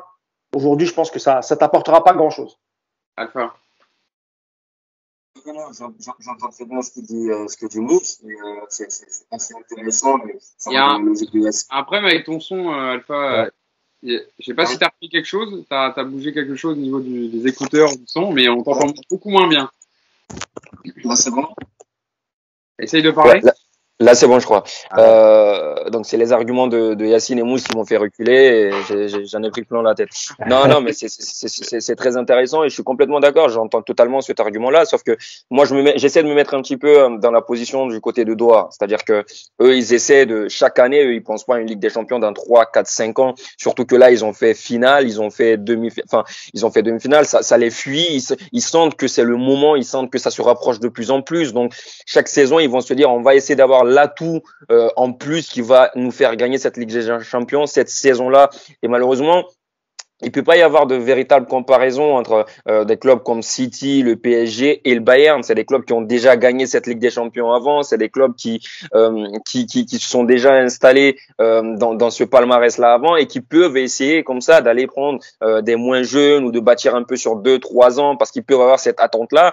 Alors que du côté de City et Paris, on le voit bien du côté de City, les sommes rocambolesques qui sont dépensées pour aller attirer Ruben Dias, pour aller attirer chaque saison, on veut Jack Grealish, là, on va le prendre du côté de City avec une somme extraordinaire, alors que Jack Grealish. Sauf qu'Alpha, c'est différent. Ouais. Sur City, les joueurs que tu as cités, c'est pas les joueurs qui auraient ciblé le PSG, par exemple. Grealish, c'est pas, tu vois ce que je veux dire? C'est pas le mec que tout le monde en Europe veut prendre. Mais prenons l'exemple de Liverpool. Pourquoi on prend pas l'exemple de Liverpool, Alpha? Non, moi, je suis d'accord avec toi. Et pourquoi on prendrait pas ces exemples-là? C'est que c'est juste des clubs où il y a une régularité en termes de coach. C'est-à-dire que le management et la gestion du club n'est pas pareil. Et ça, je suis complètement d'accord avec toi. Du côté de City, je le rappelle très souvent, Guardiola est venu dans un terrain conquis déjà avec Tchiki, qui était du côté du Barça, qui le connaissait, qui lui a fait confiance, qui lui a donné les pleins pouvoirs. Et donc, en termes de gestion et en termes de pérennité du projet, ça n'a pas souffert. Il a les pleins pouvoirs et tout ce que tu veux.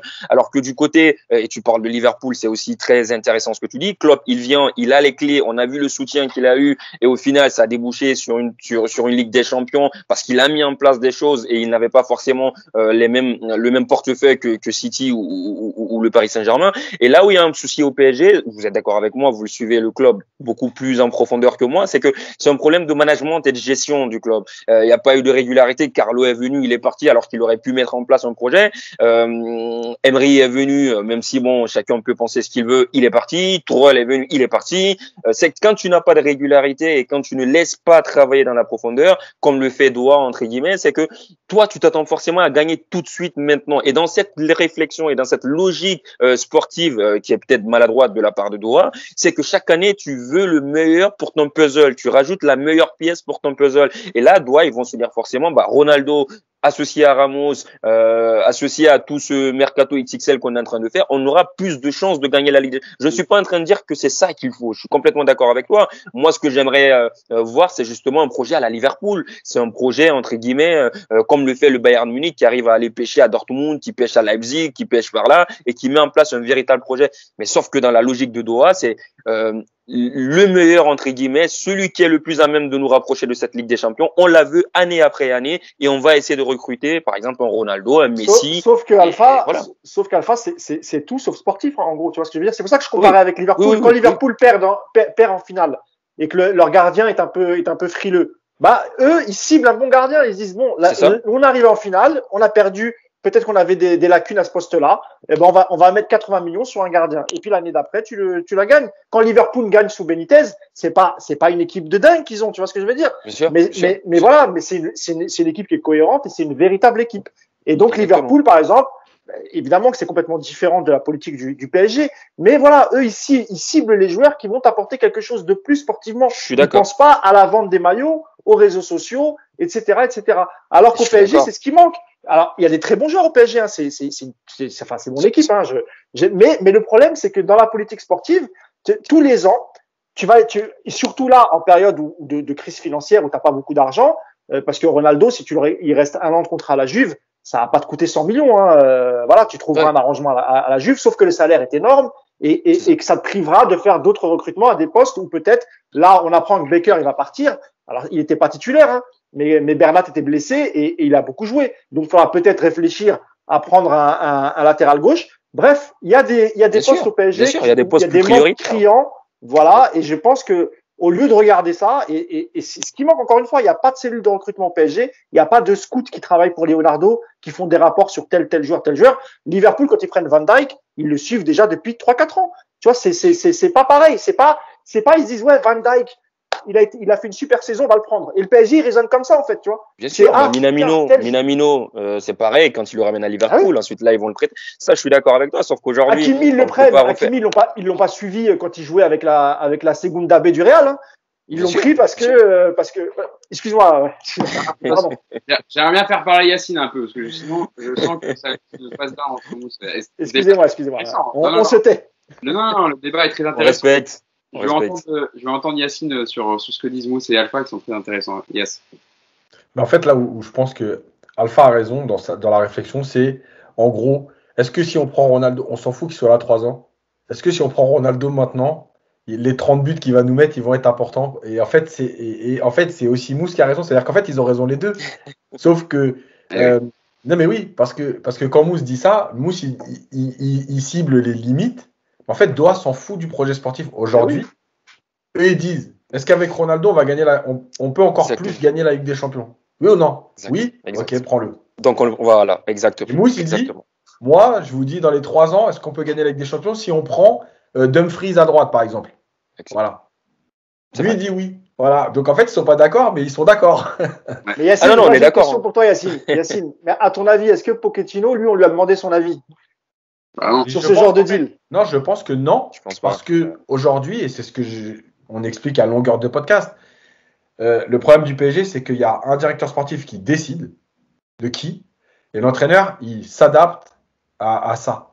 Et c'est pour ça que moi, je disais tout à l'heure, Ronaldo, même pour un an, ça peut être un problème pour le coach quand j'expliquais la démarche. C'est que on le voit bien aujourd'hui, malgré tout, qu'il y a de plus en plus de coachs qui ne veulent plus de stars et ou alors c'est une. Tu vois, Guardiola, par exemple, quand il prend dans son équipe, quand je dis des stars, on se comprend, hein, c'est des stars du football, les joueurs de City. Mais c'est pas des stars au sens où on l'entend dans l'impact médiatique. Un De Bruyne, un Gundogan, un Mahrez, ça vend moins que Mbappé, Neymar et c'est tout. Et tu prends tout l'effectif de City, ça vend moins qu'Mbappé, Neymar. Donc, eux, de plus en plus de coachs, ils ne veulent plus avoir à gérer tout ça. Parce que c'est compliqué. C'est compliqué dans un vestiaire de donner, entre guillemets, le pouvoir à Ronaldo, un peu Neymar, et derrière Ramos, que vas-y, amuse-toi avec ça. Tu vois? Franchement, tu vois, l'histoire des pénaltys. Là, aujourd'hui, on en rigole. Hein. Mais crois-moi qu'à un moment donné, quand l'autre il va être à 18 ou 20 buts, on n'en rigolera plus. Mais regarde la déclaration d'Mbappé en équipe de France, tu vois. Mais par exemple, sans qu'on lui en parle, il dit mais moi tu vois, on le lance sur les pénaltys, il dit mais moi j'ai pas entendu que c'était Griezmann qui le tirait. Et au PSG, il y a un moment ou un autre, Neymar ou pas Neymar, il va vouloir aussi les tirer. Donc ça, c'est un peu symbolique. Voilà. C'est un peu symbolique, mais c'est un résumé de ce monde du football d'aujourd'hui. Voilà, les mecs te parlent de Ballon d'Or. Tu vois, moi je vois par exemple Messi a gagné hier la Copa América. Tant mieux pour lui. Premièrement, si vous attendiez que Messi gagne la Copa América pour juger sa carrière, c'est vraiment que ce football, c'est plus le mien, quoi. Parce que, je suis désolé, le mec, il a joué 800 matchs. Tu es en train de me dire que s'il gagne la Copa América ou il la gagne pas, ça change quelque chose à sa carrière. Bon, déjà. Et ensuite, les mecs te disent il a gagné la Copa enfin, l'autre, il mérite le Ballon d'Or, l'autre, il mérite.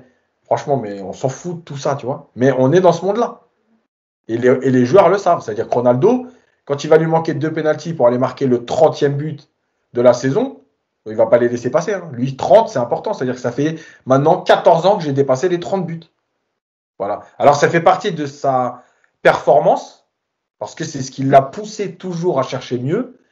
Mais dans un groupe, à un moment donné, ça peut trouver des limites quand il y a trop de joueurs comme ça, en fait. Ouais. Bon, en tout cas, on aura l'occasion Et toi, Hugo, ton avis? S'il y a avancé dans la négociation. Oui, Mousse.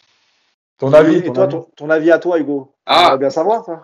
Moi, en vrai, je suis comme Yacine, en fait. Je suis d'accord avec ce que dit Alpha et ce que tu as dit, Mousse aussi. C'est que si tu veux gagner avec des champions et capitaliser sur ce que tu as fait pour accéder aux demi-finales, en finale puis en demi-finale, si tu veux la gagner la saison prochaine rapidement, sachant que même s'il y aura toujours autant d'investissement, mais ça va, je pense qu'ils vont réduire un peu la voilure après la Coupe du Monde 2022. On sait que QSI est arrivé aussi pour s'implanter un peu dans le paysage français, faire parler, avoir une bonne image de Doha, etc. Si tu peux la gagner la saison prochaine, ensuite tu as la Coupe du Monde 2022 qui arrive juste après. En termes d'image pour Doha, ça serait que bénéfique évidemment. Donc eux, je pense qu'ils s'en foutent de penser à dans 2-3 ans comment Pochettino va gagner. Ils savent même pas si Pochettino sera là dans 3 ans, etc. Donc pour eux, c'est dans l'instant T, l'immédiateté. Et Ronaldo serait un bon. Mais évidemment qu'il faudrait trouver un montage financier. Et je pense que c'est là où il y aurait plus de complications parce que tu as déjà ramené Ramos qui, je pense, a pris une belle prime à la signature, qui a un gros salaire. Tu as pris Donnarumma où il y a 35 millions de commissions d'agents entre les 20 millions pour Mino Raiola et les 15 pour Donnarumma. Donc ça fait quand même pas mal de choses, encore pas mal d'étapes, je pense, à franchir avant un possible transfert de Ronaldo. Et je pense que ce serait niveau financier qu'il y aurait un problème. Mais sur le sportif, moi, Ronaldo, je trouve que, en plus, on en parlait de son poste et de son rôle maintenant, c'est qu'on l'a vu avec le Portugal, c'est plus un finisseur. Il est dans la surface pour marquer, pour concrétiser les situations. Il a plus son énergie et ses dribbles d'antan où il arrivait à partir du côté gauche et rentrer dans l'axe et faire la différence. Là, on l'attend plus de façon chirurgicale et clinique. Et au Paris Saint-Germain, il aurait les ballons, évidemment qu'il a manqué cette saison, il lui a manqué cette saison à la Juve, où il y a des problèmes dans l'animation, etc. Donc je pense qu'avec ce qui se fait, ce qu'il y aura au Paris Saint-Germain au niveau matos, au milieu de terrain et un Achraf Hakimi qui va énormément centrer, et on connaît sa qualité de centre, et Ronaldo qui est quand même un des plus adroits de la tête dans ce secteur, voilà, ça serait que bénéfique pour lui. Donc je suis d'accord avec les deux, je sais pas si ça se fera, mais je pense que au niveau financier, ça sera un peu compliqué. Voilà pour mon avis. J'essaie un peu de synthétiser tout ce qui a été dit.